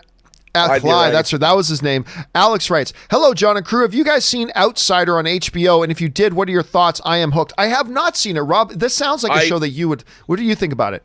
I have, and I have to say that I read the book when it first came out because I'm a big Stephen King fan, and I was curious. That show is incredibly well made. The performances are terrific, and it's A-list all the way. But the problem that the show has is what the problem with the book had in it. I mean, it wants to be this kind of this gritty, down-to-earth story, and then the supernatural stuff kicks in, and it's a little goofy. And I found that the show is kind of at war with itself in a way, in that the Stephen King of it all, when it gets more into that Stephen King realm, I don't know if it works. It's like a different show, and it kind of undermines. But you know what? I still liked watching it a lot because it's beautifully made. All right. Next up, Phil Corvelli writes, saw Jojo Rabbit and Midway. Jojo Rabbit was fantastic and much more heartfelt than I was expecting. Midway was watchable, but I prefer Pearl Harbor. Those are words you don't often heard spoken. But I prefer Pearl Harbor. Not often you hear that said. Yeah, and Jojo, that's the thing about Jojo Rabbit. It was that you expected laughs because it's Taika Waititi. I was not prepared for how much heart and emotion and like beauty was in it as well. And again, I've said this a million times. I'll say it again. I knew Taika Waititi was good. I didn't realize he was this good. And that was the real impressive thing to me, Phil. It was that beautiful balance between the hilarity and the real heartfelt moments that really was astounding to me. Light Wings writes, hey, John, have you seen The Portrait of a Lady on Fire? I have. It's powerful. I randomly came upon the trailer and saw Chris Stuckman give it an A+ rating, so I decided to watch it and was blown away. It was great. And I mean, I didn't include it in my honorable mentions of the best films of the year. It probably could have been slipped in there too. For those of you who don't know, the basic premise of The Portrait of a Lady on Fire, and it's a film that not a lot of you saw, and I get why, because it doesn't look like a lot of people's cup of tea. But it's this artist is hired to paint the portrait of this woman who's marrying this big merchant dude anyway. But she doesn't want to have her portrait painted. So they secretly hire this artist to pretend to like be an attendant for this girl when really what she's doing is just trying to get close so she can get the details of her, understand her perfectly, and be able to paint a portrait, which she doesn't want painted. Ultimately, they fall in love. There's a Shakespearean kind of tragedy element to it as well. It is a beautiful, beautiful, beautiful film. It's absolutely remarkable and it is great. It's great. I wouldn't, if I gave grades to movies, which I don't know that I would give it an A+, but it is fabulous. Rob, did you have a chance to see Portrait of a Lady on Fire? I am dying. I'm dying to see this movie, and I've been reading so much about it for the last couple months. I hope to get to see it because it's playing close by where I live. And one of the coolest titles too. I love this title, and I just can't wait to see the film. All right, next one up. Star Wars Rocks writes, Tyler Rake must be good at raking in the cash for Netflix. Well, they hope. I mean, if you're going to put in Chris Hemsworth and give him a stupid name like Tyler Rake, you better hope that movie does well for you. All right. Loopy Poopy Doopy writes, hello. Do you know the band BTS? Only because a friend of mine is inexplicably obsessed with K-pop. A buddy of mine is inexplicably obsessed with K-pop, and he's the reason why I know who BTS is, who is a Korean boy band. They're basically a Korean version of Backstreet Boys. So that's basically it. For those of you who are right now, there's thousands of people, Rob, yelling at their computer monitors at me. How dare you disrespect BTS like that? I don't know. I'm just looking at them and say, okay, so they're a Korean version of Backstreet Boys. That's all they are, I guess. Anyway, Jeremy writes, Keanu Reeves is immortal. I have yet to see proof to the contrary, Jeremy. I have yet to see proof to the contrary. He very well could be immortal. Demetrius Dinda writes, hey, John, I live an hour away from the Stanley Hotel in Estes Park, Colorado. It's the inspiration for The Shining, and also where Dumb and Dumber hotel scenes were shot. They often hold film festivals there. That sounds awesome. By the way, I have never been to Colorado, Rob. I went to a convention there, and they took me to the hotel. Really? Because what's they it like? knew it is, first of all, you go up into the Rockies. You drive up. It is in this resort town. It's just stunning. I mean, the hotel is this grand old hotel, and it's all wood, and it's just on this hill. It's absolutely gorgeous. I went there in the summer, but man, do I want to go back there in the winter. I cannot recommend even the whole town. Everything about it was amazing. And I have to go to Colorado. You know, I was in Fort Collins, which I loved. And the people there, they have like 300 distilleries. And I mean, if you like, well, you don't like to drink, but I'm not a drinker.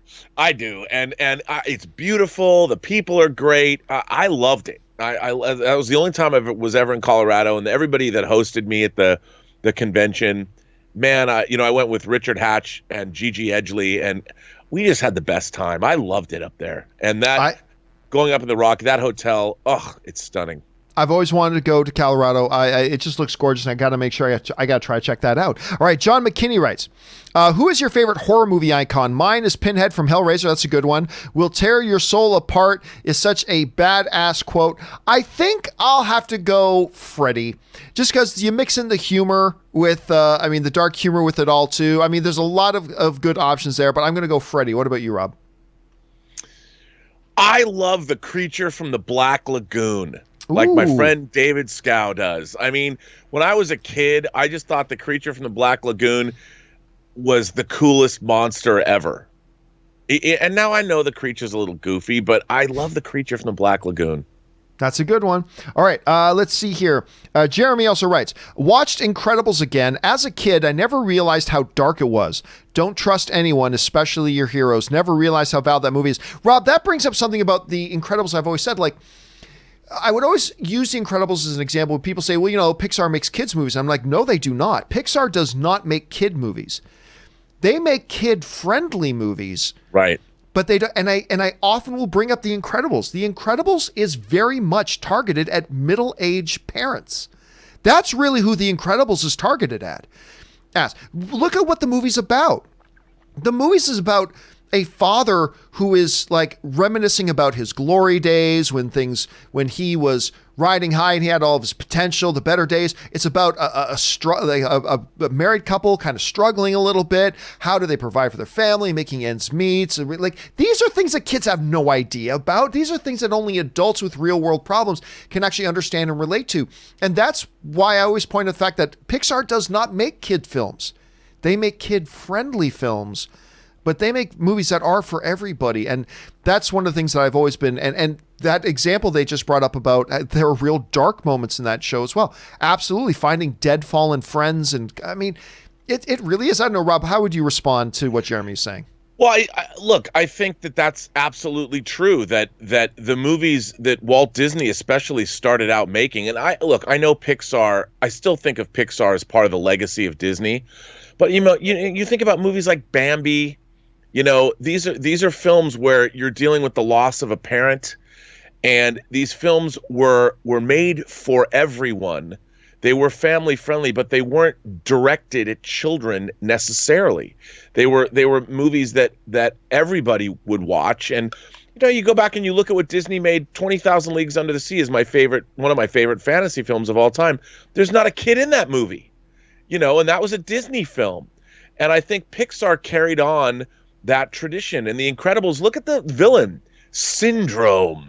Yeah. And what a great villain Syndrome was. But this is not, like, what kid knows what the word syndrome even is? Like, it is a movie for everybody, but it isn't just a movie for kids. Adults can get, and that's why I loved The Incredibles. It was just as much directed at me as an adult as it was to kids. And I think I enjoyed the sequel just as much. I loved part 2. I'm not saying it's better, but I think I almost enjoyed it just as much. It was so good. Okay, let's move on here. Got a number more to get through here. Willow writes, I think the person who asked about your first... Oh, I know this. I know. Let me read this through because I know this. I think the person this is from yesterday's show, who asked you about your first real adult movie actually meant movies with mature subject matter. Yes, they did. They Shoot Horses, Don't They? Is definitely not a porno. It's a tragic story set during the Great Depression. Okay, so Rob, here's what happened. This was after you dropped. This is what happened when you dropped out of the show yesterday.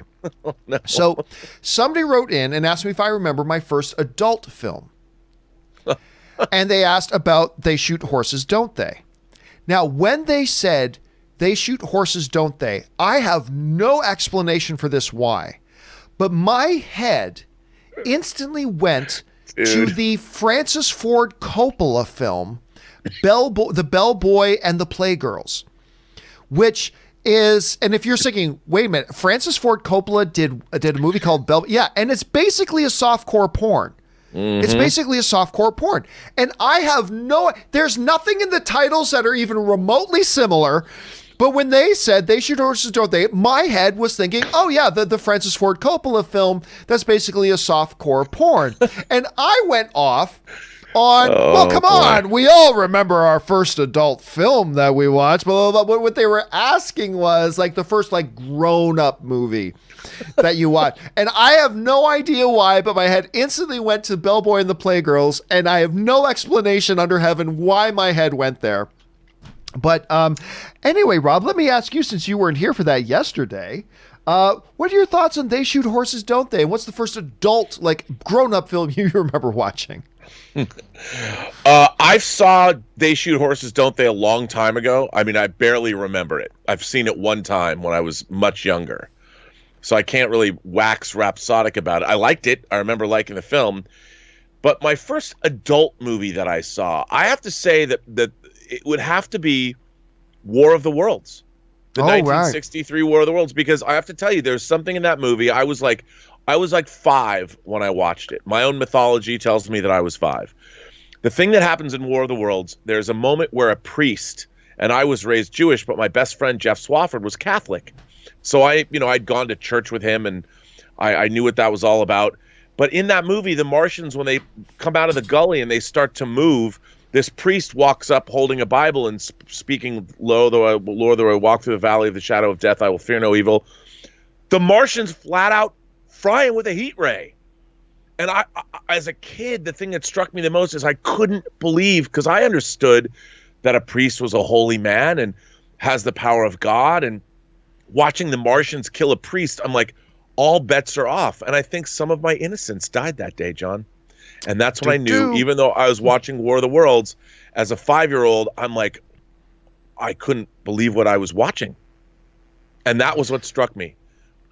They killed a priest. That's a good one. That's a really good one. Anyway, guys, listen, it is past 10:30. We got to let Rob go because he's got other things he needs to be doing today. But Rob, we will see you again tomorrow. But in the meantime, where can people find you and your adventures online? You can find me on Twitter at BurnettRM, find me on Instagram at Robert Meyer Burnett, or find me on my own YouTube channel, The Burnett Work, and my show, Robservations, the show about something. All right, dude. Thanks a lot for being here, and I will talk to you later, and we'll see you back on the show tomorrow. Don't kill it. All right, we'll see you then. All right, guys, let's keep right on moving here with your questions. We still got a bunch of time here, so let's fly through these. James L.H. writes, so John, Pancake Day. Oh, somebody brought this up the other day. Pancake Day, although a UK thing in some countries of the Commonwealth, I assumed Canadians would be familiar with it. Yeah, I've never even heard of it myself. Called Pancake Day, Shrove Tuesday, as precedes Ash Wednesday, which marks the first day of Lent and 47 days before Easter. Historically, it's when you would use up basic foodstuffs before the start of Lent. Oh, that actually makes a lot of sense. When you'd use up basic foodstuffs before the start of Lent, such as eggs, flour, milk. The fun part of Pancake Day, when I was in school, you would carry a pan with a pancake and have to flip it while running in a sprint race. Okay, that actually sounds kind of cool. But no, that is not a thing. Maybe other Canadians did, and I just was in the dark about it. Then I remember we had a lot of traditions around Lent. But I don't remember the Pancake Day. But the way you describe it, that actually makes perfect sense. Why don't we do it? And why don't I remember? I'm not sure. I learn something new every day on here, James. Thanks for sharing that, man. All right, next up. Embrace Nerd writes, what I meant from my question was, if physical comics do die, would coming to an audience digitally through streaming be wise? The DC app does this, but there's a wait.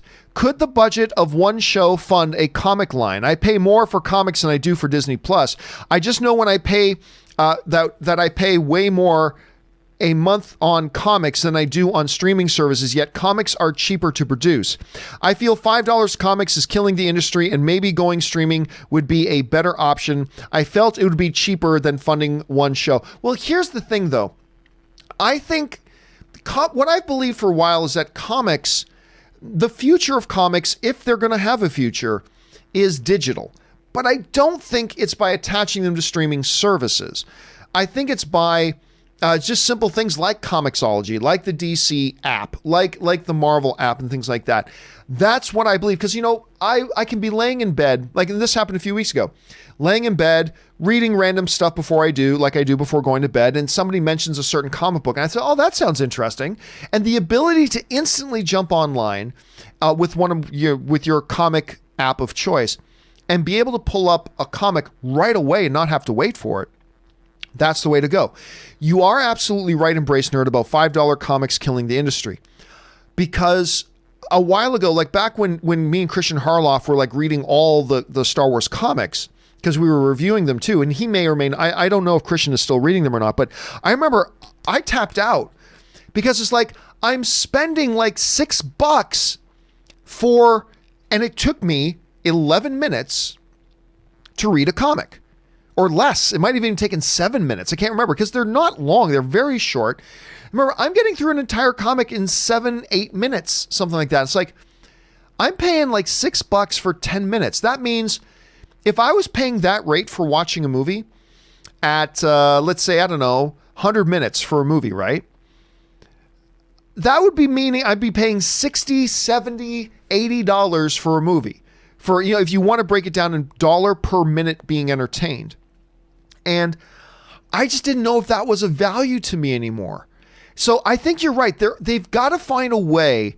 And I think going digital is the way, because then you don't have to worry about printing costs. And then we're getting into the whole debate about physical media versus digital media. Again, I understand. But like, I do know that buying comic books and the price of doing it was one of the things that basically got me out of the business of buying a lot of comic books. And it's unfortunate, but you're right. But I don't know that like online streaming services are the way to go. I don't know if that's the answer either, but we'll see. The industry's got to be doing some things to go through some fundamental alterations here. Akamaru writes, every time I hear about Star Wars nowadays, it feels like a boy who cried wolf situation. I hear something about it, and it's either not true or it ends up not happening, making people like us feel like fools for even being excited for it in the first place. Yeah, and I went off on a big, long rant about that yesterday, about how, hey, they just say there's this new Star Wars movie in development with these dudes. Great, but I don't care.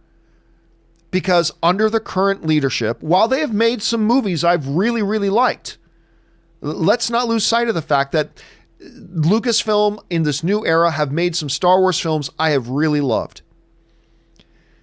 But their behind the scenes mismanagement will always eventually catch up to you. And it's just been a circus. And yeah, like, oh, these guys are doing a movie. No, he's not. Oh, this director's directing this. No, it's not. Left for creative reasons. Oh, these guys are almost done this movie. Oh, we're firing them and bringing in somebody else. Oh, the Game of Thrones guys are directing a movie. Oh, now they're not. Oh, the Obi-Wan movie's coming. The Obi-Wan show's coming out now. Oh, no, it's not. I just don't believe them anymore.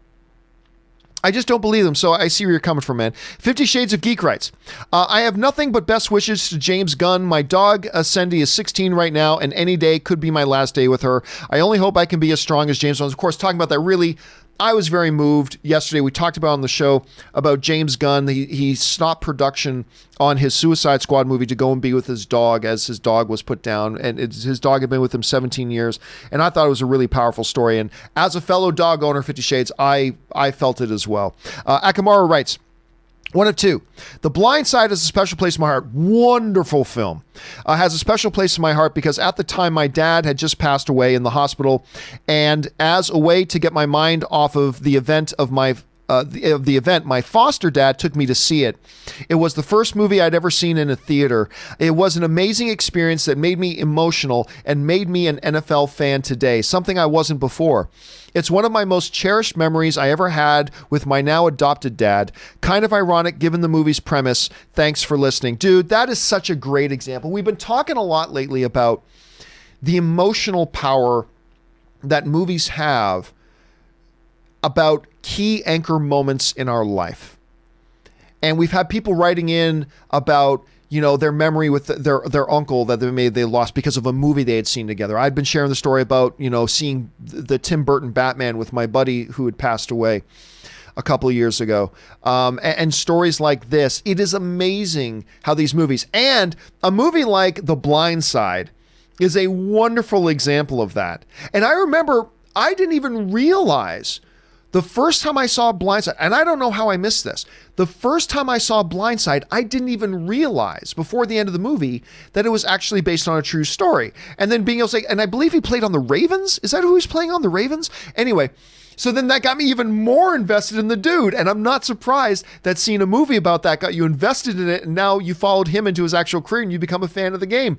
That's the power of movies, man. That is the power of movies. That's an awesome story, dude. Thank you for sharing that with us. That's incredible. And I'm glad you have that connection in that way. All right. Star Wars Rocks writes, One of two. Hi, John.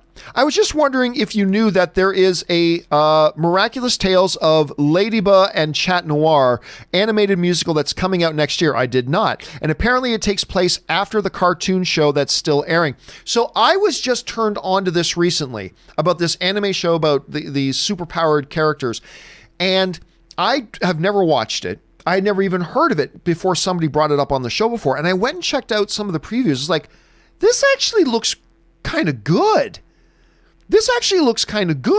And so I've been thinking I need to get myself, when I get the chance, I need to check this show out and give it a chance because, like I said, the previews have looked really good to me. Anyway, no, I had no idea there was a movie version coming out. Anyway, Star Wars Rocks continues. I don't know if you've already watched any of the cartoon. I have not episodes, so I won't spoil it. But I will tell you that it takes place after the series ends. Not sure where it falls in the timeline, though. Again, as somebody, I've never seen any of the episodes of the show, so it really doesn't mean anything to me. But like I said, a number of people have been trying to turn me on to this show, and I'd never even heard of it. And I think I got to get a move on and check it out. All right. Thanks for sharing that, man. All right.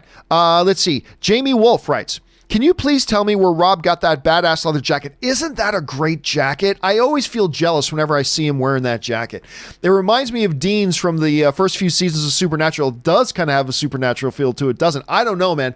But I actually put up a tweet the other day with a picture of Rob in that jacket. And I just said, Rob's jacket game is strong because I love that jacket. I think that jacket is bad. I got to ask him myself, Jamie, for me, where the hell he got it because I might want to get one, maybe just a slightly different color. All right. Carolina writes, excuse me, have you ever danced with the devil in the pale moonlight? One of the great lines from Jack in that movie. And the best part about it is the follow-up when Michael Keaton looks at him and says, what? Like what? And he goes, I don't know. I just like the sound. What was Jack's exact word for word? I just like the way it sounds. It doesn't really mean anything. Just so consistent with Jack and that character in that movie. And it's so memorable that you can just say it. The movie's like, I can't remember how old the movie is now, like 30 something years old. And you just say, Dance with the Devil in the Pale Moonlight, and we all know what it means. That's how strong, Carolina, of a line that is. And it's just one of the most iconic ones. And I desperately love it. All right, let's see here. James LH writes, I think, John, you should join in. Oh, talking about the pancake day. John, I think you should join in and have some pancakes, so indulge me. What do you have on them? Keeping this movie-related, Cineworld and others posted blogs, including a list of movies that had pancake scenes like Pulp Fiction, Rain Man, The Kid, Big Lebowski. First, I love good pancakes. And I eat them in a very particular way. So like when I go into a restaurant and I order like a stack of pancakes, whether it's 3, 4, 5, 6, whatever, depending on the size of the pancakes, I always ask for a separate plate because I like eating my pancakes one at a time. Because kind of like popcorn, pancakes to me are a butter delivery device. So I like taking each individual pancake. I don't like taking a pancake and putting butter on top and then having the whole pancake. I like having one individual pancake, putting butter on. I don't drown it in butter, not like I do my popcorn, but I like having a little bit of butter on each pancake, its own syrup, and eating one pancake at a time. So when I order pancakes, I say that I'll take the half stack of pancakes and please bring me a second plate. So what I do is they bring me out the plate of pancakes and I take the top one off, put it on my empty plate, and then butter it, put the maple syrup on it and eat it. Then I take the next pancake and repeat the process. So that's how I actually don't like anything else on my pancakes. I don't put chocolate chips on my pancakes.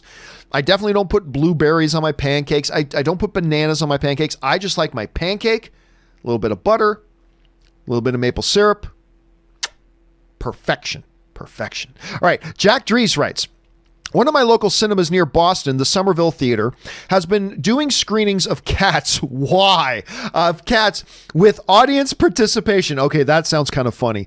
Having seen The Catastrophe, it's a hard pass for me, but it's interesting how the film seems to be gaining a cult following. You know what? I've never heard of that, Jack, but it makes absolute total sense.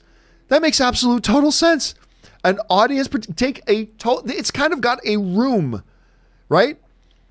It's got the Room kind of feel to it, that it could just be such a disaster that it becomes a cult classic. Maybe that's what Cats ultimately becomes, a participatory thing, kind of like a sing-along movie when they like do screenings of La La Land or Sound of Music, where everybody just participates along.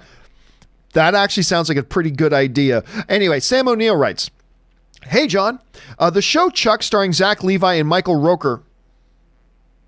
You thinking of Adam Baldwin? Anyway, I loved that show. I don't remember Michael Rooker being in it. Brandon Ralph, I think is what you meant to say, not Ralph, in it. "So I'm calling Chuck a crossover of Marvel and DC. There you go. Also, shout out to James in Australia. We also have Shrove Tuesday, Pancake Tuesday. See, so again, Pancake Tuesday's thing. I loved Chuck. It got a little weaker near the end of the show, granted, but now you've got Zach Levi, who's of course doing great. You have, what was the name of the girl? I'm trying to remember her name, but she's in Handmaid's Tale now. She's crushing it in Handmaid's Tale now. And I'm forgetting her I've interviewed her before, and I can't why am I freezing on her name? At any rate. And it just, it's good to see them all doing well. But yeah, man, I hope someday they do I would love to see a Chuck reunion. I would love to see a Chuck reunion. All right. Sam O'Neill writes, shout out. Also, we have Cineplex here in Brisbane. Oh, really? The Canadian movie theater chain.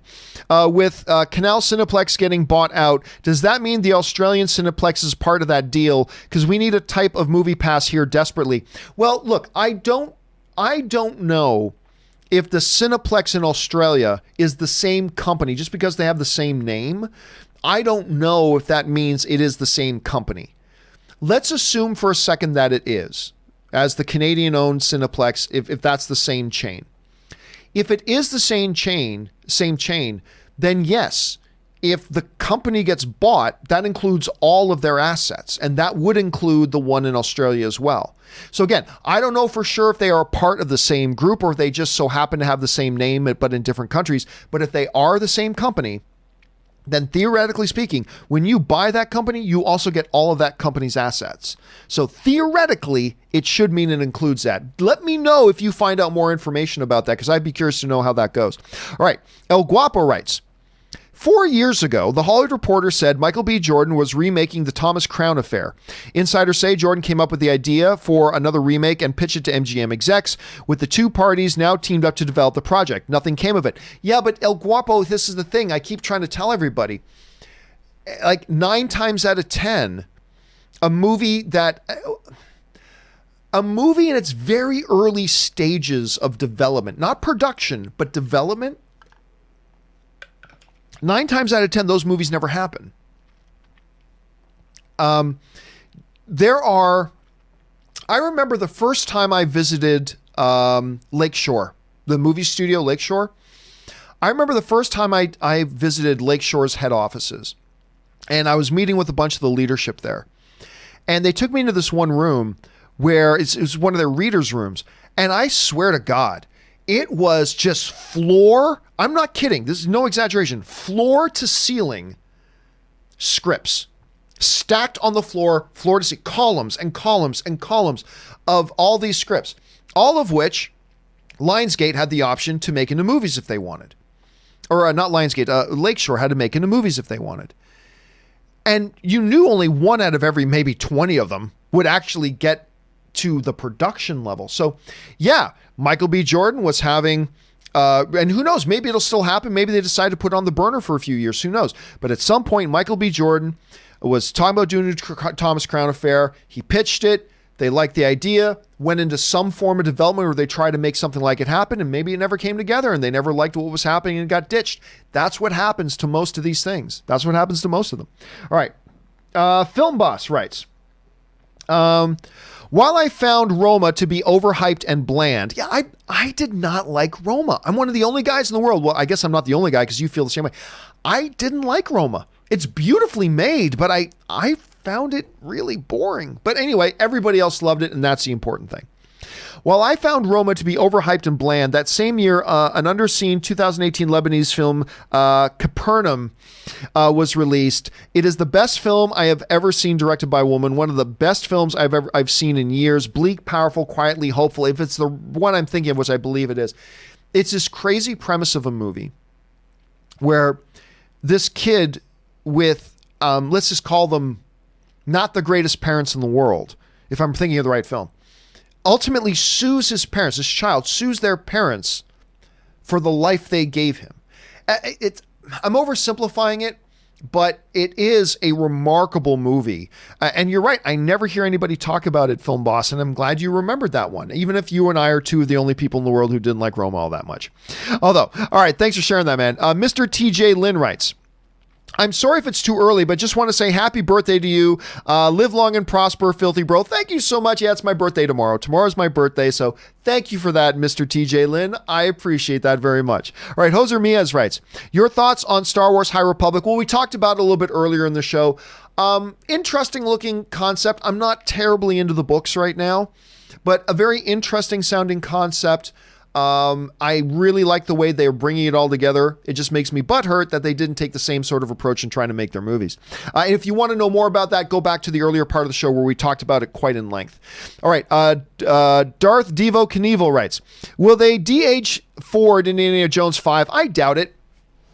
I think they very much want to embrace where he is in life. I mean, they could do a scene that's a flashback and maybe age him a little bit for the scene, but I don't think you're going to get a DH Harrison Ford for the movie. I don't think they're going to go in that direction. All right. Dan Ketchum writes, I was rewatching the scene in The Pink Panther Strikes Again. I love that series, where Dreyfus loses his shit and starts chasing Clouseau across the asylum screaming, kill, I'll kill you. I suddenly realized that the amazing Herbert Lom may have been the real star. And he might have been in every single one of the Pink Panther movies. Dude, I remember the one, I think it's the same one you're thinking of, where Clouseau goes to visit him at the asylum the day he's supposed to have his hearing with the Sanity Committee to see if he can be judged completely sane and be released. Because Clouseau drove him mad. And he keeps falling into the water. And it's so... At first, it seems like, well, this is old style comedy. But as the scene plays out, you're like, oh my God, this is so freaking hilarious. He was great in that, Dan. He was absolutely great in that. And I loved it. And I'm so glad you brought that up. If you guys haven't seen some of the classic Pink Panther stuff, you need to go back and watch some of the classic Pink Panther stuff. All right, Zaya writes, before he designed the suit, I wonder if Bruce had a talk with Edna Mode. No capes, of course, referring to the fact that on the Bat Cycle we don't see a cape. So maybe there's a cross-universe thing happening there, Zaya. Then Zaya writes, one of two. I just attended my grandfather's funeral yesterday. I'm so sorry to hear that about that, man. That's terrible. My condolences. Thank you for this show to help me get my mind off things. I love this show. Thank you so much, man. Also, I flew on an airplane for the first time. What was your first plane experience like? Mine involved headaches, popping ears, and The Office. Yeah, I remember the popping ears. But here's the funny thing. I used to fly a lot. I still do fly as much as just about anybody, but I used to fly a lot and I never had any problem with it. And then somewhere, I don't know how it happened, somewhere between the age of 18 and 21, I developed a fear of heights, and I don't know how, and I don't know where, and I don't know specifically when, but somewhere between 18 and 21, I developed a fear of heights, and it affected my enjoyment of flying. Now, I still fly, but I do not like flying. Like, I'll get on a plane, fly to Toronto, fly to Vegas, fly, blah, blah, blah, but I don't like the experience. But yeah, I remember a lot, particularly as a kid, is the ear popping thing. The ear popping things was one of the big things to me, absolutely. Okay, let's see here. Mr. 47 writes, did you happen to catch the memorial for Kobe and Gigi yesterday? Just a beautifully well put together event. I cried throughout. Great speeches too. I did not catch it because it was in the middle of the day and I was doing other things. But I know when Ann got home, watched a bunch of it, and it was a beautiful, beautiful. And my one constructive criticism wasn't of the ceremony itself. I understood the poeticness of holding it on the 24th because that's the number. I understand the poeticness. I actually felt it should have happened a little bit sooner, but who cares? It really did seem like a really, I know Anne was on the waiting list trying to get tickets to go to it. She actually wanted us to go and be there, but we couldn't get the tickets. And all the tickets went to support the families, the other families that suffered as a result of the crash, which is a beautiful thing to do. But yeah, no, but I wasn't able to watch it live, so which is too bad. Michael Jordan's speech was actually really, really quite good. Let's see. Mr. 47 writes, by the way, John, gamers don't watch video game movies because they typically suck. I don't buy that. It has nothing to do with the fact that they'd rather be playing it. It's a movie. Oh, I don't agree with that at all because you don't know that the movie sucks until you go see it. I mean, yeah, I've heard people say that. Well, people just didn't go. Like, for instance, when the Dragon Ball movie came out, nobody wanted to go see it. And then they make up the excuse, well, they just didn't go see it because it's a bad movie. Yeah, but you didn't know it was a bad movie until opening weekend, and they didn't go to see it opening weekend. So I don't know that I buy that, mister. I'm pretty sure I don't buy it. I don't buy that. I've heard other people say that also about other genres, but I don't buy it because, listen, there are other terrible movies that come out and have huge opening weekends. There are terrible movies that come out all the time that have big opening weekends. So, yeah, I just don't know that I agree. Anyway, Mr. 47 also writes, but the difficulty in making a successful video game film is in finding the right balance in what to incorporate and what not to from the game itself. Just like comic books, not everything translates well. Oh, I agree. And that's the fundamental problem, is that while comic books are, at least they are designed and made to be narrative storytelling. They're designed and made to be narrative storytelling. Video games are not. They're meant to be something else, and they do that very, very well. And so one translates a little easier into movies than the other one does, but you can still do it. And I don't know if it's the key is finding the balance between what to include, not to include. Absolutely, a lot of adaptation needs to happen. But yeah, I don't know what that magic bean has been that has kept them from really living up to their potential. It's a good question, one that nobody's really solved yet. All right, guys, just time for a couple more here. Ovid Valenu writes, Suicide Squad tease at the end of Birds of Prey, missed opportunity? No, I don't think so. I don't think they needed that. And I don't think, because, and it's consistent with Walter Hamada's kind of philosophy right now of not tying all these things together, like really making each movie stand on its own without a lot of ties to the other movies, and it's working for him. So no, I don't think they needed to have a Suicide Squad tease at the end of Birds of Prey. I don't think it would have been necessary at all. Ovidiu also writes, do theaters have closed caption subtitle options for deaf people? I remember, at least in Canada, there were screening options where they would have that.